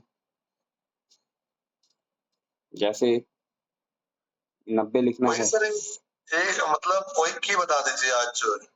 कौन सा? जो होता है CTRL प्लस शिफ्ट प्लस, ये यहाँ से क्वेश्चन आता है जो है। वो अमित जी बताएंगे A से लेके Z तक बताया था एक दिन वहाँ। तो कल आप पहले से थोड़ा टाइम देंगे, पहले कंप्यूटर वाली चर्चा होगी तो वहाँ पे जैसे कंप्यूटर बता देंगे सर पूरा। कंप्यूटर C जो होता है कॉपी के लिए होता है, कंप्यूटर V जो होता है पेस्ट के लिए होता है, कंट्रोल X जो होता है कट के लिए होता है, Z जो होता है रेड अंडो के लिए, अंडो नहीं अंडो था ना, अंडो जेड अंडो। हाँ जेड अंडो के लिए, कंप्यूटर D डुप्लीकेट के लिए है, कंप्यूटर कंट्रोल P जो है प्रिंट के लिए है। ठीक है, और कंट्रोल R जो है रिफ्रेश के लिए है। ठीक है, कंट्रोल A जो है आल के लिए है ना, और कंट्रोल S जो है वो सेव के लिए है। ठीक, कंट्रोल G जो था, कंट्रोल R में सर राइट मार्जिन और left control L left margin. और control E central alignment. Control E central alignment, हाँ ये भी है। कंट्रोल R से रिफ्रेश भी होता है, रिफ्रेश भी है, और राइट मार्जिन है, लेफ्ट मार्जिन भी है। ठीक है, और F5 भी है। F5 भी है, हाँ ठीक है, F5 है। ठीक है, तो अभी तो फिलहाल इतना पहले समझ लीजिए कन्हैया जी, जिसे C से कॉपी होता है। ठीक है, C से कॉपी हो जाएगा, P से प्रिंट हो जाएगा। ठीक है, X जो है वो कट के लिए है तो कट हो जाएगा, और V जो होता है V यानी पेस्ट है, V यानी पेस्ट है। ठीक, और D से डुप्लीकेट है जिसको आप कोड में कर सकते हैं। ये भी वाला कि भी वाला? D ये V फॉर वैन है, ये V फॉर वैन है जो इसका क्या है? पेस्ट कॉपी प्लस पेस्ट, ये पेस्ट करता है। और D से डुप्लीकेट, जो डुप्लीकेट याद हो जाएगा आपको, D से डुप्लीकेट होता है। ठीक, और P से प्रिंट कमांड होता है, जैसे प्रिंट करना है ना तो P से प्रिंट बोलिए। ठीक, P से प्रिंट हो जाएगा। S से सेव हो जाएगा, सेव करते हैं जब तो। ठीक है, S से सेव हो जाएगा। N से होता है न्यू, तो अगर आपको न्यू फोल्डर ऐड करना है तो N कंट्रोल प्लस N हो जाएगा। ठीक, तो अभी इतना याद रखिए, फिर कल 4 और बता दिए। नहीं रुक जाइए हाइपरलिंक। नहीं रुक जाइए, मतलब अभी उतना ही बताइए जितना। अच्छा, यहाँ पर जो क्या कहते हैं कि कंट्रोल वाला है, हाँ, ये तो सेव हो जा रहा है, बस जेड को छोड़ दीजिए, एक्स को, वी को, ऐसे 2-4 चीज। बाकी ये जो CTRL शिफ्ट वाला है, यहाँ पर थोड़ा ज्यादा है, ये वाला से करवाइए CTRL वाला। ये MS वर्ड का है, और जब पावर पॉइंट और एक्सेल का आएगा तो उसमें शिफ्ट भी आता है। तो हाँ, वो MS वर्ड का पहले सीख लेंगे, फिर उसको इजी होगा टैकल करना। वर्ड के लिए अभी कन्हैया जी ना पहले इसको ध्यान दीजिए कि जैसे पहले नॉर्मल वाला कर लीजिए। तो अभी जैसे जो आपको याद हो जाए, D से डुप्लीकेट, C से कॉपी, P से प्रिंट, ठीक है, R से रिफ्रेश, A से ऑल। ठीक है, A से रिफ्रेश और राइट और लेफ्ट मार्जिन। हाँ नहीं, R से राइट मार्जिन भी है, लेफ्ट मार्जिन भी है, E से सेंट्रल मार्जिन है, ये तो है, ये है। लेकिन कंट्रोल R भी कर देंगे तो वो हो जाता है रिफ्रेश के लिए। ठीक है, और एक और था भी बताने वाले थे, ध्यान से उतर के। हाँ, S से हो जाएगा सेव, सेव करना है, ठीक। और बी से बोल्ड, मतलब कोई चीज को बोल्ड करना है ना, तो बोल्ड फॉन्ट में लिखना है, कंट्रोल प्लस बोल्ड ना। हाँ, कंट्रोल जे से जस्टिफाइड हो जाएगा, से अंडरलाइन, आई से इटैलिक। बस एक एक करके थोड़ा थोड़ा बताइए, जिससे कि ज्यादा लोड ना पड़े। जो डायरेक्ट है वो तो याद हो जाएगा। हाँ, आई से जो डायरेक्ट नहीं है, जैसे वी हो गया, इसका मतलब हाँ वी से पेस्ट है, और वाई से हो दो, गया, एक्स हो गया कॉपी पेस्ट, कट हो गया, हाँ ई हो गया सेंट्रल अलाइनमेंट। ये वाला बताइए जो थोड़ा हटके है। हाँ, तो अब उसको अभी इतना याद रखिए, कल फिर अमित जी बताएंगे। क्यू डब्ल्यू ये वाला हम समझ गए सर का कहने का मतलब, जो अलग है हट के पैरामीटर से, मतलब ए से ऑल है वो तो याद ही रहेगा सबको। अब जैसे जेड से बोल दीजिए, बाकी जो हट के है बस वही। हाँ, वो हट के हम स्पेसिफाई कर देंगे कल आपको पूरा अच्छे से। अब ए से जेड तक पूरा हो जाएगा कल। चलिए, हाँ, सुपर कंप्यूटर की शब्दपरास लंबाई कितनी होती है? 64 बिट होती है। सुपर कंप्यूटर की कितनी होती है? 64 बिट होती है ना। कंप्यूटर में डेटा स्टोर करने के लिए, गणना करने के लिए किस नंबर सिस्टम का प्रयोग करते हैं? बाइनरी सिस्टम का प्रयोग करते हैं। इसका आधार संख्या शायद 2 होता है। बाइनरी में 2 होता है, ऑक्टेल में 8 होता है, हेक्सा में 16 होता है। ठीक है, हेक्सा में 16।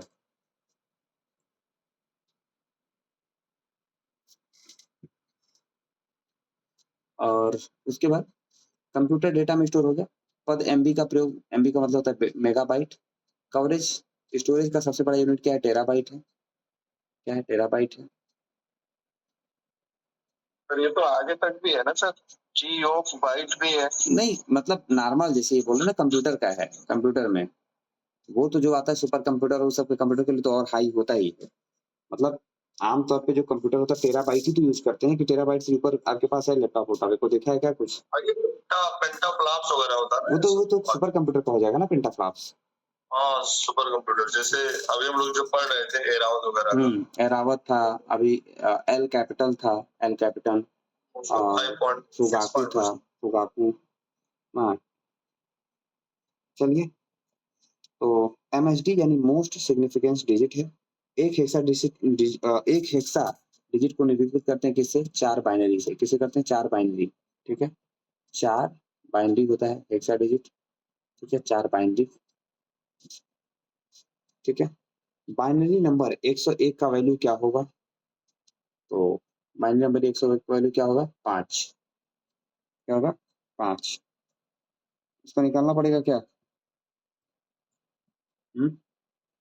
इसका एक पहले वाला 1 हो जाएगा, दूसरा वाला 0 हो जाएगा 1, और तीसरा वाला जो है 2 हो जाएगा। सब 3 है तो होगा सर। किसमें? 101 में नहीं, 101 का वैल्यू।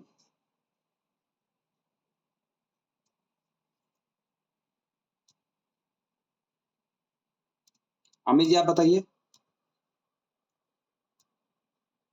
सर 2 के पावर 0, फिर 2 के पावर 1, फिर 2 के पावर 2, तो 4 1 5 ही तो हुआ। वो ठीक है, कन्हैया जी ऐसे है। ठीक है, 1 2.0 ठीक 101।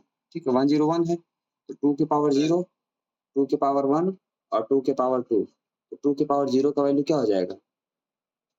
0। ठीक सर, वो 0 था, वो लास्ट में हमने ये 1 हो जाएगा ना, ये 1 होगा। 2 के पावर 0 1 तो गुणा होगा, इधर 0, ये 4 हो जाएगा, 4 1 5, और ये 0 हो जाएगा, 2 दूनी 4, 4 1 5 हो जाएगा। ठीक है, समझ में आया ना गिंदा जी कैसे हो रहा है? कमल जी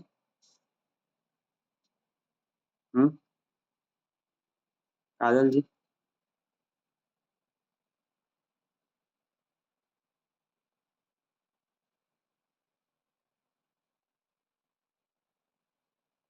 इसका एक और सर, एक जगह देख रहे थे कि दिया था, जैसे इसका दे देता है 1 1 1 1 0 0 करके देता है, फिर पूछता है उसमें शायद घटाया जाता है ना कुछ, एक घटाने वाला ही बता दीजिए सर, कैसे घटाया जाता है? घटाना नहीं है, इसी को चेंज करना होता है। जैसे ये 2 के पावर 0 से शुरू करिए। जैसे अभी आप नीचे जो है लिखे, अब यहाँ कर लीजिए, वो कुछ लॉजिकल गेट पूछ रहे हैं सर। अच्छा, ये वाला नैंड गेट, लॉजिकल गेट बोल रहे हैं, जोड़ने वाला, घटाने वाला, यही वाला सर, एक बार बता दीजिए।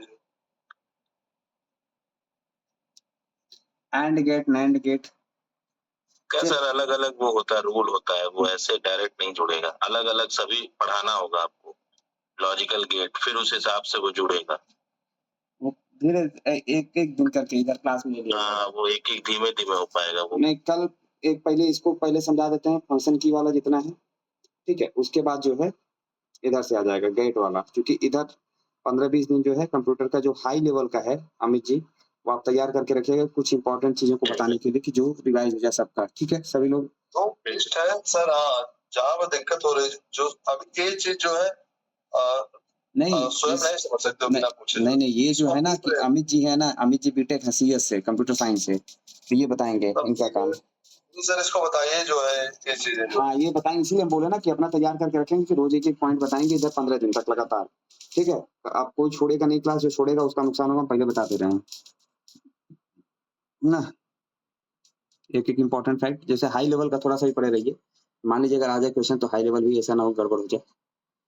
ठीक है, तो बाइट 0 से लेकर 256 तक किसी भी संख्या को निरूपित कर सकता है।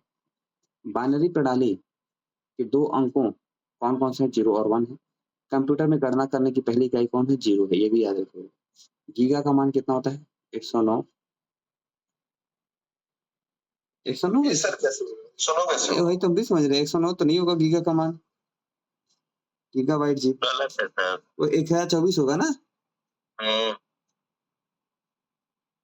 1024 MB। सुपर कंप्यूटर में मैटिसा कितने अंकों का होता है? 16 अंकों का। ठीक है, मैटिसा 16 अंकों का होता है।